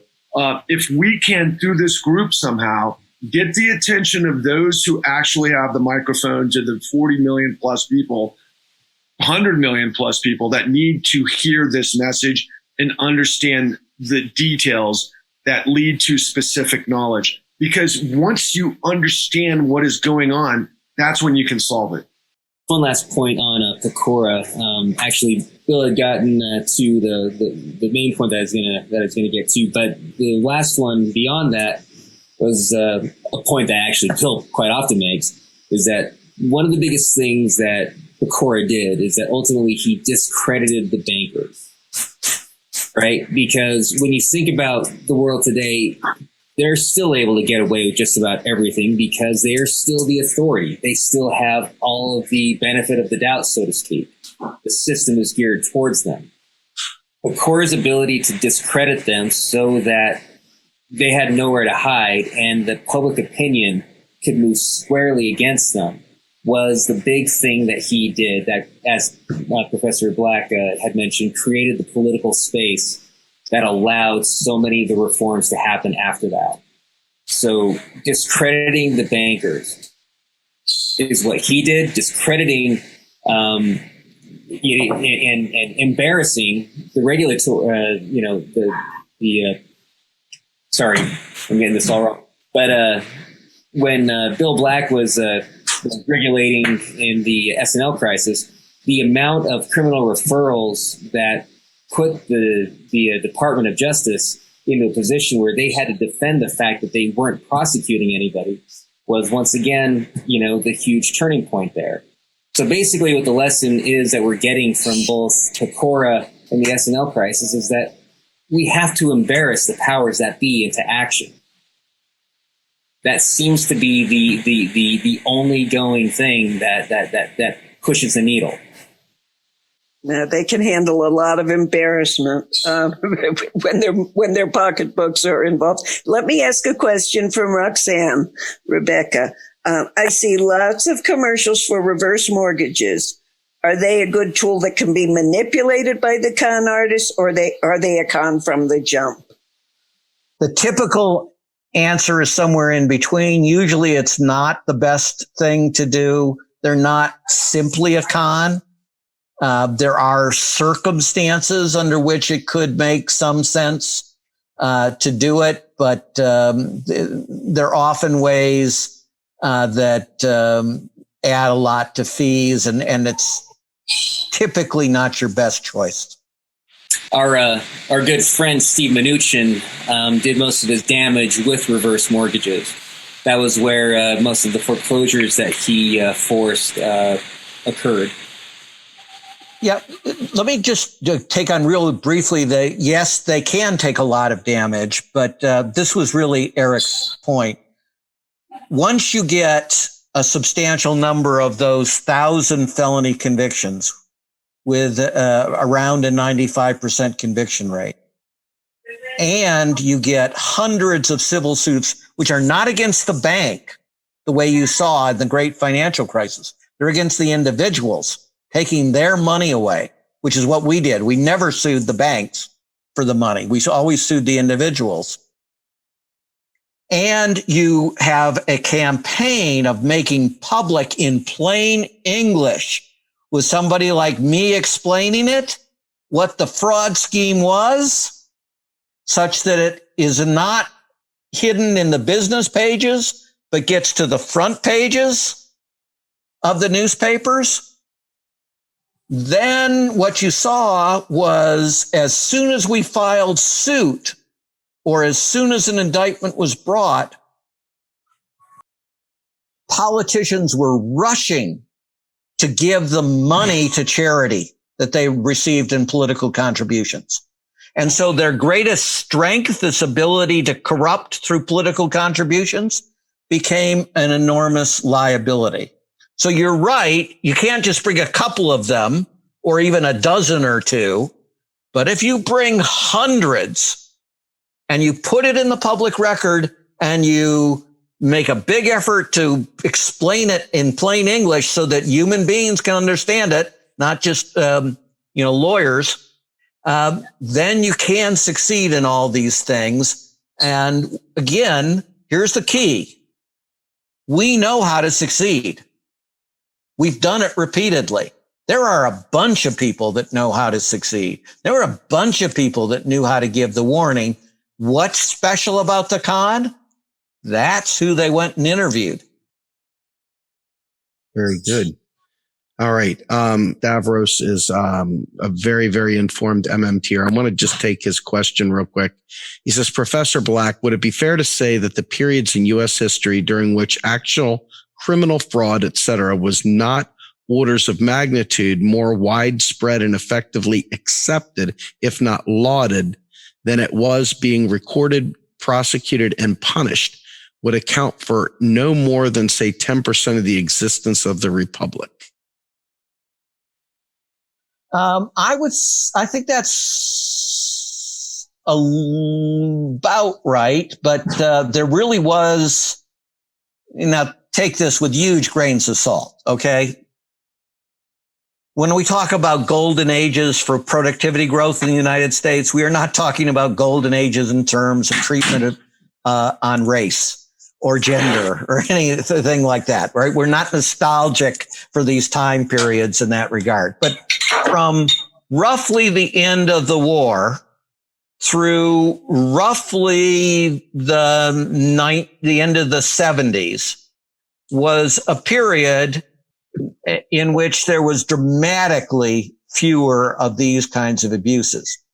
This is not, so again, the con actually explains another critical concept of a criminogenic environment, right? It isn't just random stuff. It's not just we're emoting. What changed? Well, the con is the first one to really emphasize the super important regulatory change was in 1980. Anybody? I'll do it to the whole viewership. I'll wait, 20 seconds. What was the big deregulation in 1980? Because again, this is a real informed group in many cases. Ooh. Interest rates, right? When you deregulated interest rates, you made three things immensely possible. One, predation. You simply could not have had payday lenders in the old days. Two, massive growth by banks. And without that massive growth, you don't get the massive frauds, right? And the third thing is massive growth leads to too big to fail. So that is you want to talk about going from general to specific?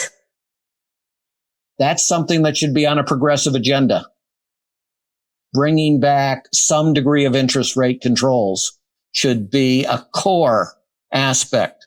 I don't think any progressive has it on the list much, right? They have some specifics about how you deal with payday lending, but not the more general point, right? So that was a massive environmental change that made the world more criminogenic. Modern executive compensation made the world vastly more criminogenic.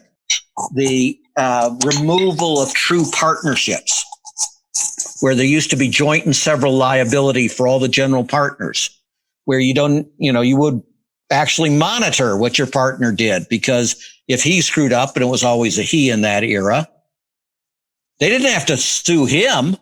You could have literally no negligence at all, and they could come and take away everything in your fancy house, including the $12 million in artwork. That concentrated the mind wondrously in terms of some degree of private market discipline. And there are a whole series of other things that the con goes through. So again, you need to put it in plain English for folks. You need to put it together for folks. But as you said, it's always moving from the general idea. For example, the system's rigged. Finance is rigged. Well, of course it is. But how is it rigged? And how do you change it? That requires the specific inquiry. And again, The Con is the only documentary that actually does that. So one of the most fascinating things for me while we were putting this together was how the story of deregulation creates such an interesting and compelling narrative. Like, there's direct lines between things. You know, from the deregulation of interest rates, leading to Garn St. Germain, and that happening, directly leading to the S&L crisis. And then, of course, when we get into the later 80s, 90s, and 2000s, we see the entire story of how with each, if a regulation is a door and deregulation is the opening of the door, you see how the con marches through at every step. And to me, that is one of the most intriguing parts about putting this story together, was seeing how clear the sort of cause and effect relationship between deregulation and escalation of the con actually was. One of the things we try to get away from is war metaphors, because they tend to have this idea that you can have a decisive battle and win, right? When you're dealing with elite fraud and predation and corruption, every generation has to fight this. It's eternal vigilance and lots of losses along the way. But if we give up in the progressive side, look what happens to the world. Amen. So this next question is coming from Jabari Morris, and he says, how would the Powell memo fit into the big cons of the past 4 decades? Okay. So Powell is brilliant memo in these terms. So again, that's an interesting example. Obviously, the person asking the question expects the Powell memorandum to be something that progressives understand, right? And that makes sense. But it also, back to then why don't we all know what PCORA means, right? We have to do a similar job as on the Powell memorandum. So Powell, again, was a super duper corporate lawyer type, very close to the business trade associations, and about to go on the Supreme Court. And he created this memorandum saying we're we business are playing it like idiots. They are much better spokespersons on the progressive side. We need to counter them. We're actually subsidizing our enemies through the academy. We need to take over the academy, et cetera, et cetera, et cetera. And so what's really telling is he says the most effective person is Ralph Nader. The person that he feared the most was Ralph Nader. And why? Because Ralph Nader says CEOs should go to prison if they do things that kill people. Well, duh. Yes, of course they should. And that was the point. CEOs don't worry about the corporation. They don't worry about fines to corporation. They don't even worry about fines to themselves because the corporation will pay those fines. They worry about CEOs going to prison and losing their wealth. And The Con, again, is the only documentary that focuses not on quote unquote corporations, which is stupid because they ain't people. They don't think. They don't have plans. Humans do. And for short, the CEO is typically the key person. Now, it's actually whoever has true control, regardless of title, obviously. But let's just use CEO for short for whoever actually controls the corporation. Well, that's what The Con focuses on. And this is why this is an absolute classic response we got when I was trying to convince the Department of Justice to prosecute. The person that may seem obscure because he was the U.S. attorney for the Eastern District of California, which is Sacramento, but I assure you was not obscure. He was a top person in charge of training of all the prosecutors on mortgage stuff. We explained how the fraud mechanism works, right? Where it's again accounting and the firm ends up losing money, but the CEO makes a ton.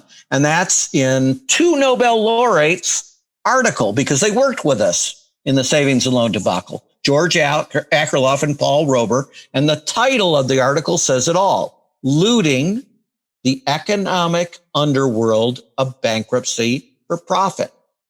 The firm goes bankrupt, but the CEO makes a ton of money, right? And so I send all this stuff off to this U.S. attorney because he says to Huffington Post, what Black's saying doesn't make any sense. Banks lose money when they make bad loans. Why would they hurt themselves? Now, he can't keep his pronouns straight even when they're only about 6 words apart. They is the CEO. Themselves is the bank. They ain't the same. And the best way to rob a bank is to own one. That, actually, I didn't, by the way, make that up. I was quoting the California Savings and Loan Commissioner in congressional testimony, explaining exactly this point. But presumably, this is a U.S. attorney playing stupid, right? Nobody's that dumb that they can't separate a corporation and the CEO and figure out all through history, the leading cause of bank failures is CEOs looting banks, right? That's a historical fact. That's the type of dishonesty that we faced all the time, right? And people like him were never called to account. They went on to higher and higher positions in the task forces, which guaranteed that the task forces would fail. Because, again, this is like I think Patrick's phrase, right? And that is, Satan's greatest trick was convincing us that he didn't exist. These people convinced themselves fraud couldn't exist. There are a couple of people who have second questions, like Charles and Jabari, but I want to be sure we've gotten to everyone whose questions haven't been asked yet. Well, one of the questions is from James Ranger. Is hyperinflation driven by government spending a myth? One thing I want to say that before I let Bill take this, the fact of the matter is that corruption is one of the core things that can lead to hyperinflation. It's not government spending necessarily, but it kind of ties back to this whole thing that this whole conversation we're having is about. So while he may not get the answer that he was seeking, I think that will answer it even more broadly and yet give specific knowledge, as we're saying here. So anyway, Bill, if you wouldn't mind, that's a great question. So I will piggyback on your answer. Our usual answer is, of course, you can produce hyperinflation, right? That is a possible thing to do. But if you have a sovereign currency, you really have to work at it. And you have to be fundamentally indifferent to the massive inflation that you're creating. And so to tag on your answer, what circumstances are people typically indifferent? When they're corrupt. So hyperinflation can be a great way to move money into your own pockets. If you're a corrupt head of state. It's a kleptocracy. What just happened today, guys, or yesterday in Ohio? There's a bust for $60 million in corruption. What was the upside to First Energy? What kind of money are we talking about there? This stuff with, these figures of, the pensions, the likes of BlackRock and Schwartzman and so forth. Yeah, but Patrick, you're still thinking about tiny bucks. Yeah. We're talking about people who are stealing billions of dollars out of a country like the Central African Republic. That takes some real doing. Wow. Corruption is corruption. And you can't. No, corruption varies enormously by the level of the person doing it. And for the same reason that fraud is so different when the CEO. You have not just the seeming legitimacy, but you control the prosecutors. You've already seen with Barr how far you can get even in a place like the United States. Imagine in other countries where there is literally zero danger of you ever being prosecuted. Coups are a danger, but that's a different issue. I think the general corrosive nature of corruption is another thing that really should be touched upon as well. I mean, because when corruption is left unabated, you get stuff as blatant as what we were seeing. To go back to what you were talking about with Ohio.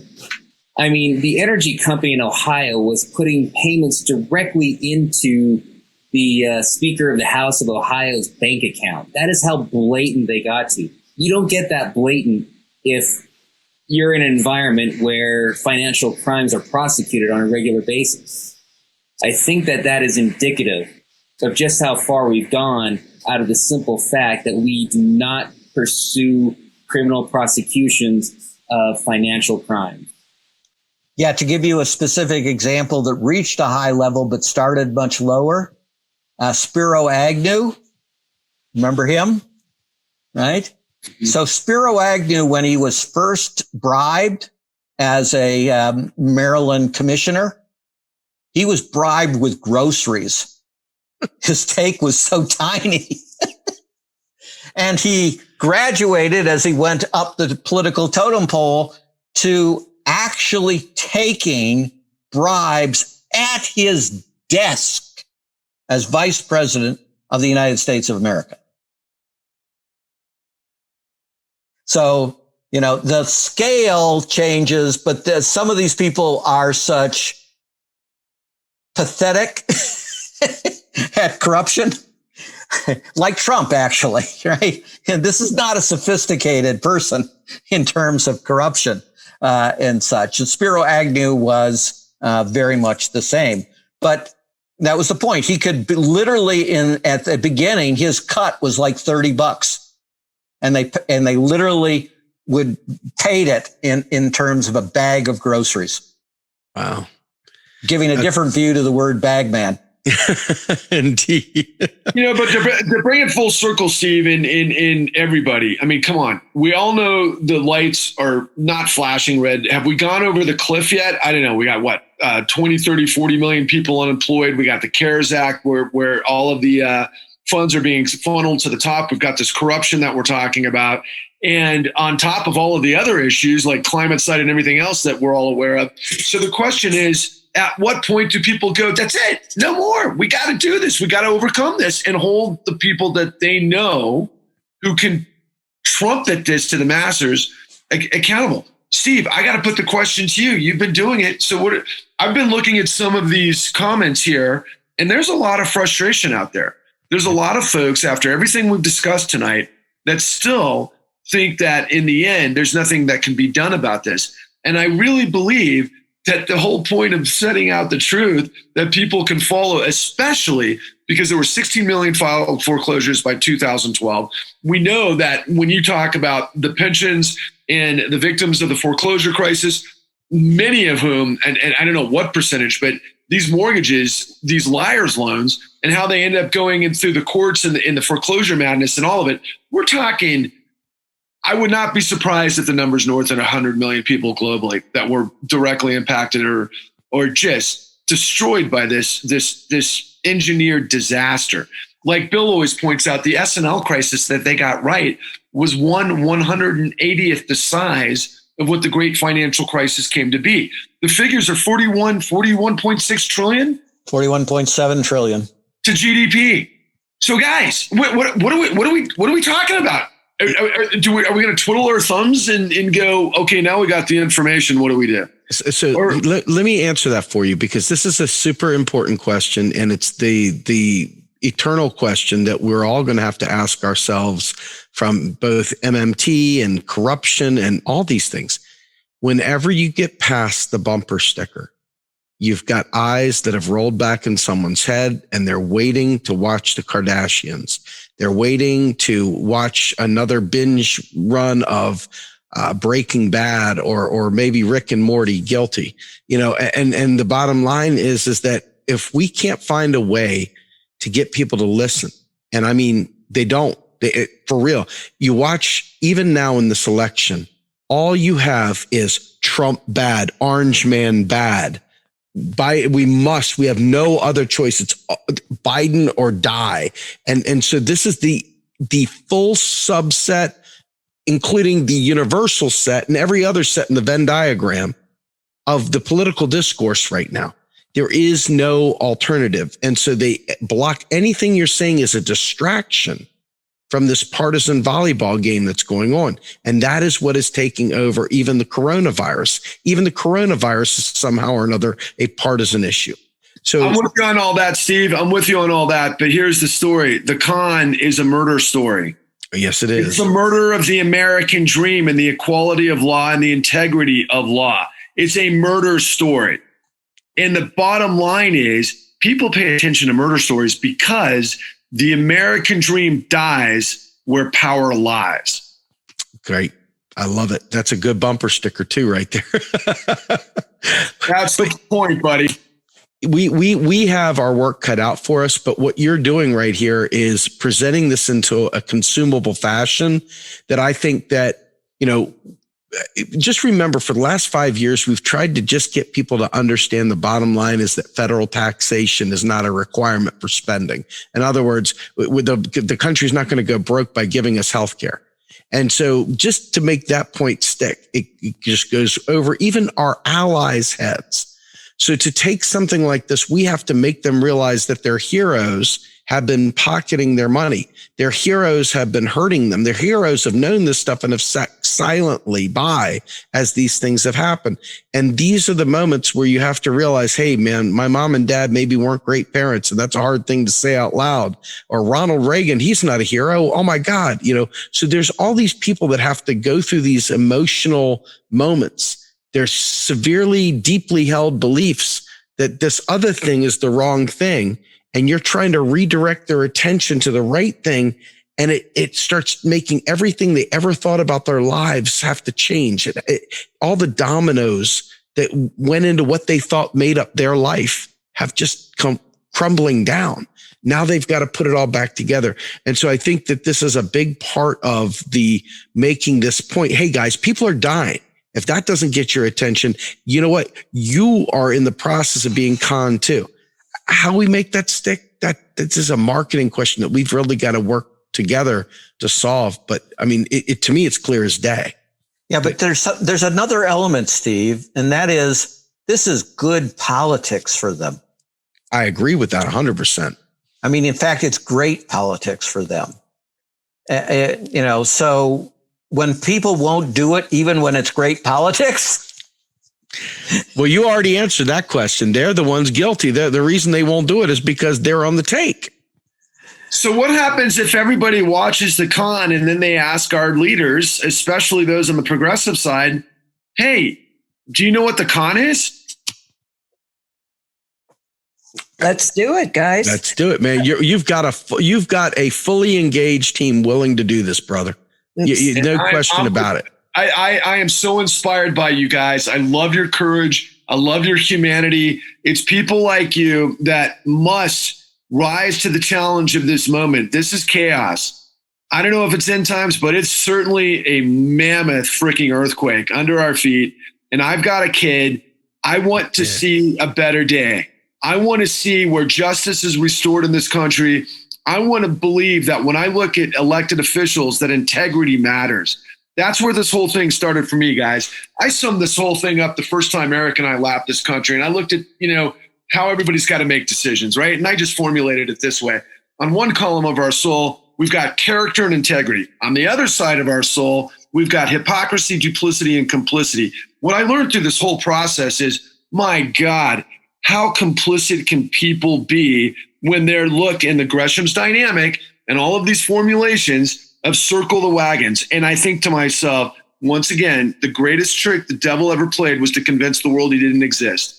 And the only way you suss that out is with the light. And Addie Polk, a woman, a 91-year-old woman, African-American woman who owned her house for 4 decades that she and her husband worked to the bone to achieve, which is a great accomplishment, a huge achievement, especially in the Black community, as was told to us by Pastor Harrison.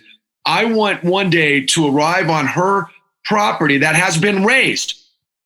And this was the idea of Bill Black, and have a candlelight vigil with millions of people tuning in that will finally come to understand that Addie Polk was a guide to this horrific truth that our country has fallen in on itself to allow to happen because we are nothing as we were told to pretend we are our whole lives. It's time to move forward in a way for truth and justice. And I'm sorry to act like I'm getting on a platitude here, but you're the only guys that actually care, quite frankly. You're the only guys that I can tell out there in the netherworlds who care. And I believe that the only way that this thing is going to overrun the walls is if you guys make a determination to do so. Yeah, we're there, brother. We are there. I mean, there. You mind if we let Charles ask his question? I'm going to, Charles, I'm going to allow you to talk, and I think and unmute you. And you can ask your question now. Thank you guys so much. I wasn't expecting that. Hi, Bill. Hello. I just wanted to ask, did any other politician express support for the Bank Whistleblower United pledge, just say no to campaign contributions from financial felons? I know Jill Stein sort of, tripped over herself to sign y'all's pledge. I actually helped put out a petition on, one of the sites back in the day. That's how I ended up working with Professor Bowen. But Jill Stein's the only politician I know who's signed that. I don't know about Howie Hawkins. I don't know if anything came of it this election cycle. So I'll just. You're correct. Jill Stein was the only one who signed it. One of Bernie's folks said, we have a problem with the dollar amount you could take from a bank officer. And we said, well, that it was a mechanical thing of sorting through and being able to knock them out. And we said, we'd be happy to work with you on that. And they, crickets in response to that. Thank you. Jabari, I'm going to unmute you. And, when I first joined Real Progressives, I said we have to be patient zero and spread this thing. That's what we have to do now. Jabari, can you wait a minute? Sorry. Hello? Yes, great. Go ahead. Yeah, I think he answered my question earlier. It was really about how the Powell memo, and I really, a writer that used to be her name is Laura Avery. She put out a 6-part series on the Powell memo and really broke down how deadly it has been to America over the last 40 years. And how I think that, because of how articulate Powell was and how sure he was of his plan, it really made our situation horrible for us who are not part of the con ourselves. I agree with you entirely, and it's one of the things that if you've read my stuff at all, I write about the concept of control fraud and predation, which is when you control a seemingly legitimate entity. And the point of that is these are the uber predators, apex predators of the world, because they can use all of the resources and seeming legitimacy of the entity. And in this case, of course, he was dealing with the leading business association in America, so they could bring together literally hundreds of corporations following a similar strategy. And the change that they created in the academy, for example, is enormous. I'll give you an example of it. I was born in Detroit, grew up in Michigan, so I had in-state tuition at the University of Michigan for 7 years. Then I went off and did various work things, and I was at a conference with a current University of Michigan law and economics prof who was created through the Olin Foundation, which is a leading example of how they implemented the Powell Memorandum. So they put hundreds of these folks in the academy. And I was talking about how the great financial crisis was one of the easiest crises ever to have prevented. And he just sneered at me and said, well, then you must be incredibly wealthy. And I said, no. And he said, well, then you can't have been right because you would have just shorted them. And this is the mindset of these people. People like me spend all our time trying to warn people to prevent the harm. They think that you should profit from the harm, which would require you to keep it secret, right? From other folks. So they have such a bent mindset, so damaged by their view of laissez-faire, that I agree with you, have caused enormous harm. And I've talked about it today. They are the leading cause of the Alan Greenspans of the world, where here's the really sick thing. They don't need to be bribed. They will do the corrupt thing without any additional bribery. Yes, and that's the scary thing. It's just that it's to the point where people don't even have anything regarding the conscience. Everybody's like, oh, it's the market this, the market that. And I have to put it the way that Dr. King best put it. He said that there's socialism for the very rich and rugged individualism for everybody else. Thank you, Jabari. Cole, you had a question. I'm going to unmute you. Am I? Oops, sorry, I muted you by accident.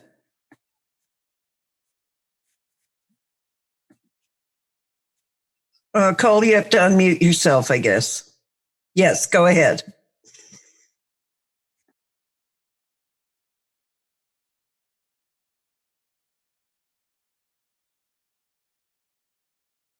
Cole, are you still here? So, okay, you want to read it, Virginia? Sure. I mean, I can do it if you'd like. Yeah, you do it, Steve. Okay. So Cole says, are there any candidates currently in office or running that have proposed anything to reconcile these regulation issues that led up to this? Has any one of these possible candidates asked for advice or recommendations?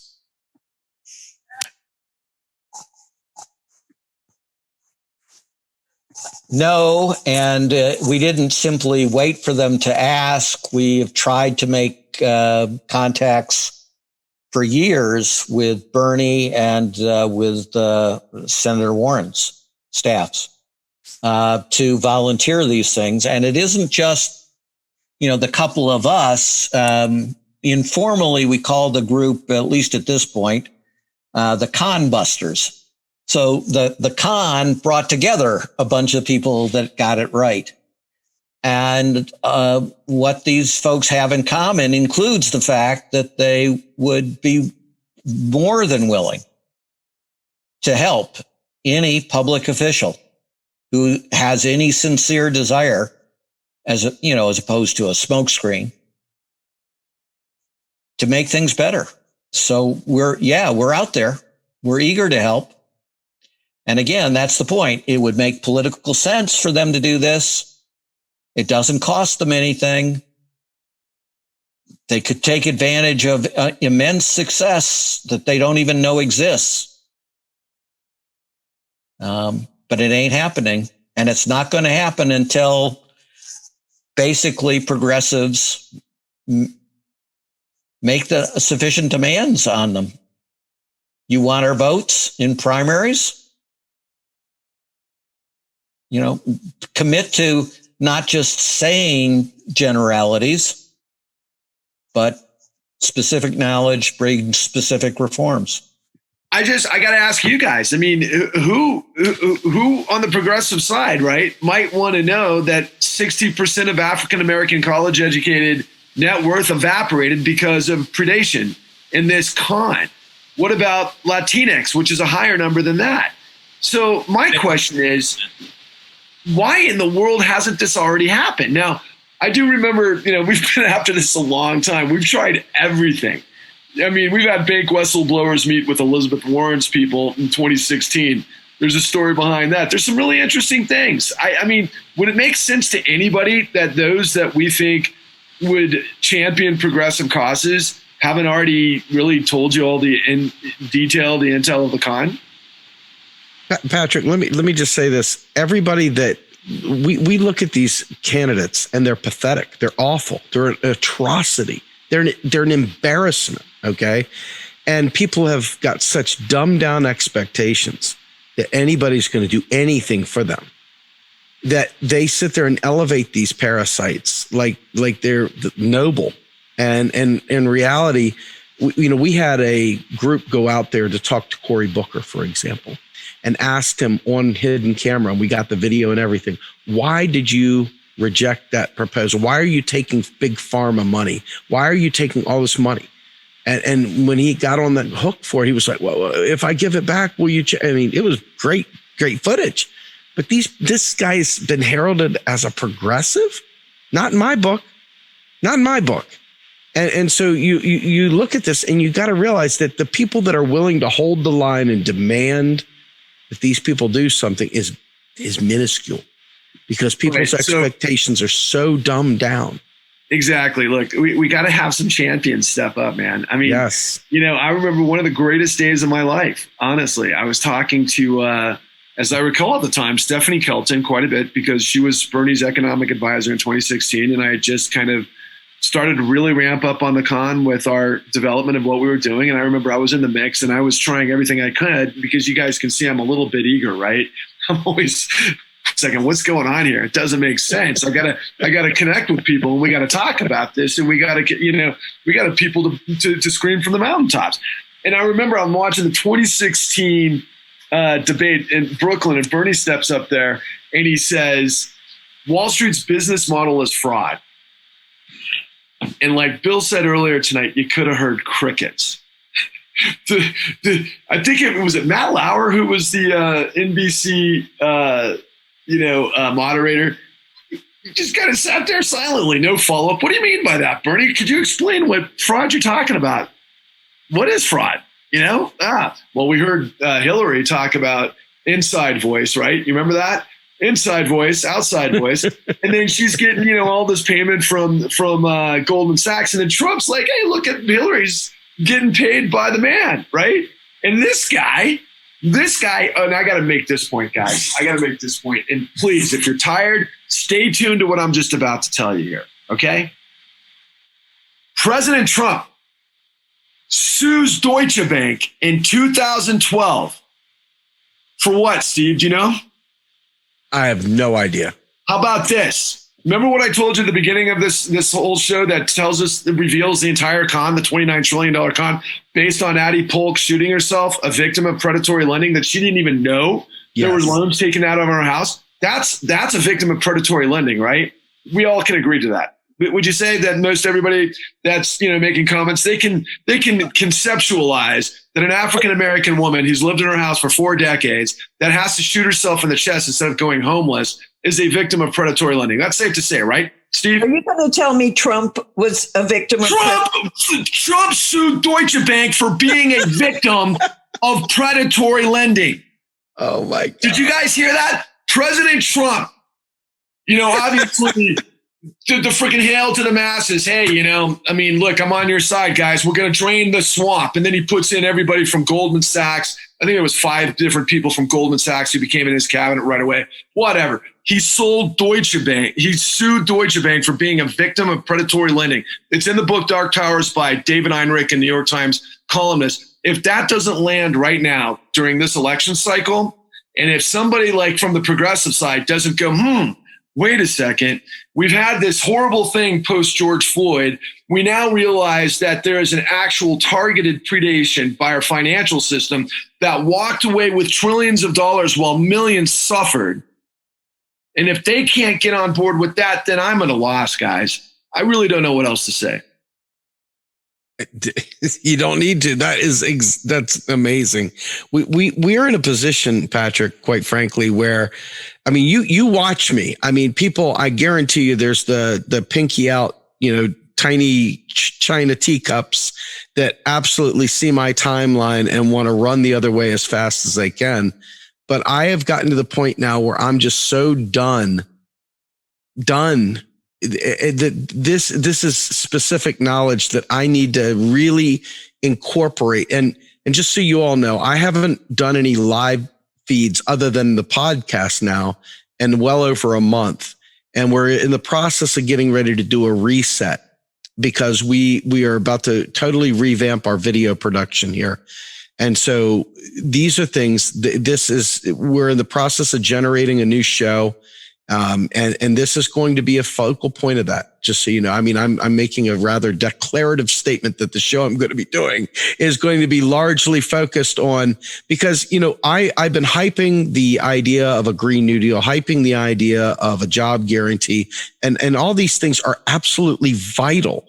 But the problem is the reason why we're not getting there is because we have not routed out the corruption. We have not, in fact, brought these things to bear. And we don't have the critical mass to focus on these key issues to be able to push the ball over the hill to, in fact, bring these things into fruition. That's why it took us 9 years to get this thing together ultimately. It was 6 years in the trenches with Mr. Black, Professor Black and everything but guys, the whistleblowers we have are great champions.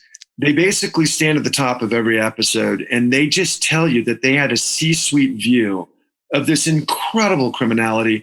They didn't sit on their laurels. They didn't pretend like it didn't exist. They didn't hide. They showed courage. They came out, they put their lives on the line, their careers on the line, which became their lives. And they actually became, according to Mr. Black, the perfect tell. They were there. They were the perfect witness. And so the question becomes, as you go through all of this, why wasn't the New York Times trumpeting this like they would an echo chamber, for example, the Russian investigation for the past 2 years, right before COVID, or Watergate back in the day. Same with the Washington Post. Oh, who owns the Washington Post? I mean, these are all silly questions now, right? So everybody, I mean, I come from the 80s, right? And in the 80s, nobody was naive. We saw all sorts of crazy stuff. But in the end, the good guys always brought the law and the law down on the bad guys. We always thought that guys would go down. And of course, Bill Black is that era, right? That's what I grew up with. This stuff that we're in the midst of now, I'm 51 years old. This is insanity. Dude, you and I are the same age.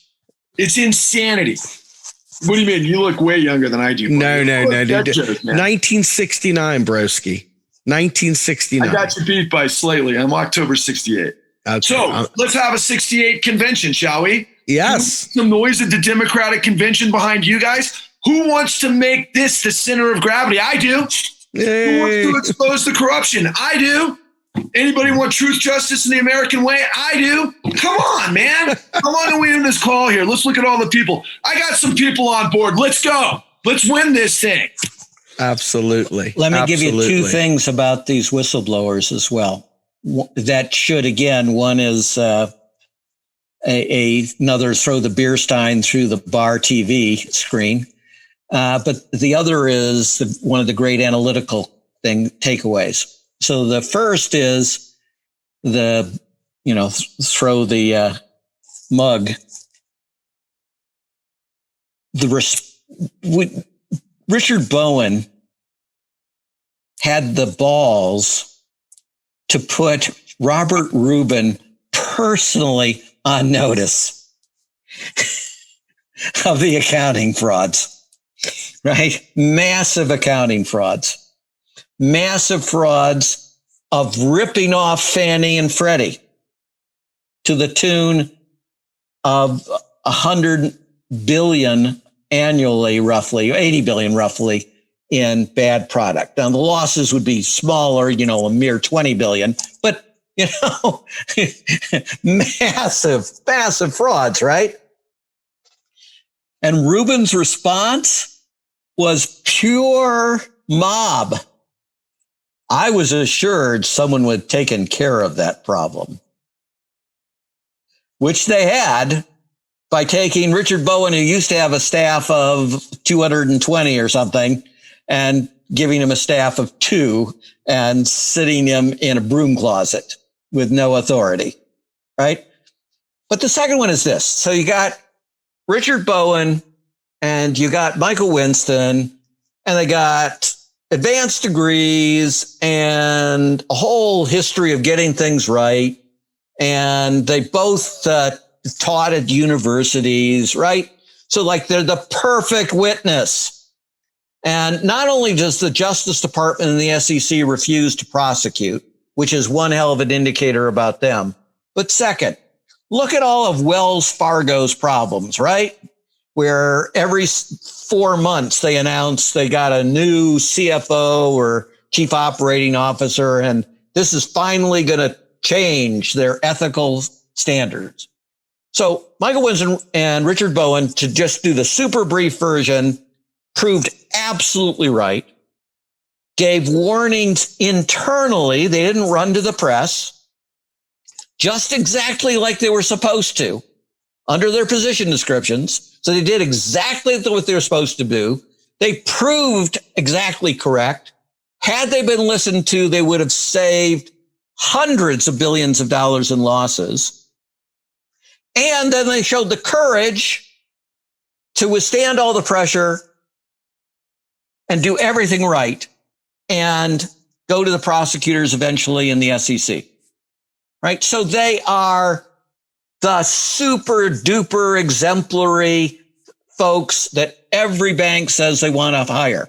And certainly Wells Fargo, which wants to signal that it's actually serious this time in turning a new leaf, should hire. And it is now 2020. So that's basically 13 years since they were pushed out. And both of them are unemployed and unemployable in every financial firm in America. Now, not every financial firm in America is corrupt. But every CEO goes, you know, if I really got in trouble, I might be tempted to do some accounting massaging. And if I have that guy in the C-suite, I know what he's going to do. The right thing. And so the greatest threat to all of these people is whistleblowers. That's why they always seek to destroy them, discredit them, and that's why they absolutely refuse to hire them anywhere in the industry 13 years later, even though they know they represent the absolute best among bankers. Now, being based in the Midwest right now, something that really came to the fore when we were talking about our whistleblowers in particular, but true whistleblowers in general, is that none of them know that they're whistleblowers at the time. They have no clue because all they're doing is their job. You know, and I think that is one of the things that really resonated with me, you know, right now being in Akron, right? It was that there's this ethic where you do your job. You do your job as well as you can, and good things are supposed to happen. These whistleblowers were doing exactly that. They were doing their job to the best of their abilities. They had no idea that they were being whistleblowers. Every single time, they were simply doing their job the way that they've been trained to do. And that's what got them into trouble. And that is like the big perversion, you know, of what's happened within our corporations, that this stuff occurs. People simply doing their job should not be a sin. And that's the thing that happened to these people. And they have lost their lives because of it. And that is just criminal. Absolutely criminal. Amen. Well, listen, I think we have maxed out the questions and answers from this session. I'm sure people will have more. But what? I'm just getting started, man. Yeah, man. I'm all in, man. I'll stay up all night, man. It's all good. But what I want to do is just do a final wrap up here for you guys and just let you all give a final, each one of you, and we'll start with you, Eric, since you're on now. Each one of you kind of give a parting, you know, if you had your druthers, what people would get from not only the con, but from your time with us this evening. And I'll just go round to each one of you. I think if anything, it's that as dark as the story is, it's ultimately a story about hope, right? We know that the right things can be done. We show in the con that in the past, when the right things have happened, there have been tremendous outcomes for the country, and that the country's been in similar places as it is today. And we found ourselves out of it, not through killing each other, not through doing like all these other things, but through the process. It can happen, and it can happen quickly. People forget that Franklin Delano Roosevelt was very much a centrist Democrat. He was not Mr. Progressive, you know, whatever guy. But when it became apparent what the will of the people was, he did what was right. So ultimately, the biggest thing that needs to come out of this and the con is that it's dark, but there is hope. We can do this. We just need to take it upon ourselves to turn the tide. Very good. And Patrick? Look, it's easy, Steve, man. This journey, it saved my life. It restored my faith in goodness and people that had integrity, because when I was down and out and I was at the end of my rope, I had no hope. I just had watched my world dissipate around me, and I had nothing, man. I had no answers. But I went looking, and because of Eric, and because of Bill, I got more answers than I could ever dream of. And now my goal, my objective, my everything is to make sure the world understands what the con is. Because if we don't fix it, we're done. I think it's that simple, Steve. I agree. Mr. Black, take us out, brother. So every once in a while, like in the debacle, in absolutely impossible circumstances in a Reagan administration, you can achieve remarkable things. When you have the potential for a new administration, even if it's very weak candidate, all kinds of possibilities exist in terms of the appointees and in terms of people in Congress. We've got something that makes sense to them politically, so we have, some chance of succeeding. But I will leave with the part of my Irish heritage, which is we decided a few centuries back that it is slightly better to laugh than to cry. So I will leave them laughing. Very good. All right. Now I'm going to give a shameless plug here for RP, RPIA, and of course, Macro and Cheese. Folks, we are a bunch of volunteers, fathers, daughters, sons, you name it, trying to just do the best we can outside of our work hours and everything else. So we're always looking for help, volunteers, people to roll up their sleeves and help us pull off great events like this. I want to thank Bill, Eric, and Patrick, of course, for their tireless time. My goodness, they give us 3 hours tonight. It's beautiful. But this also costs us money and money that we don't have. So we're always looking for donations where possible, just to help us pull this off, because in order to get out a big message, you got to have a big platform.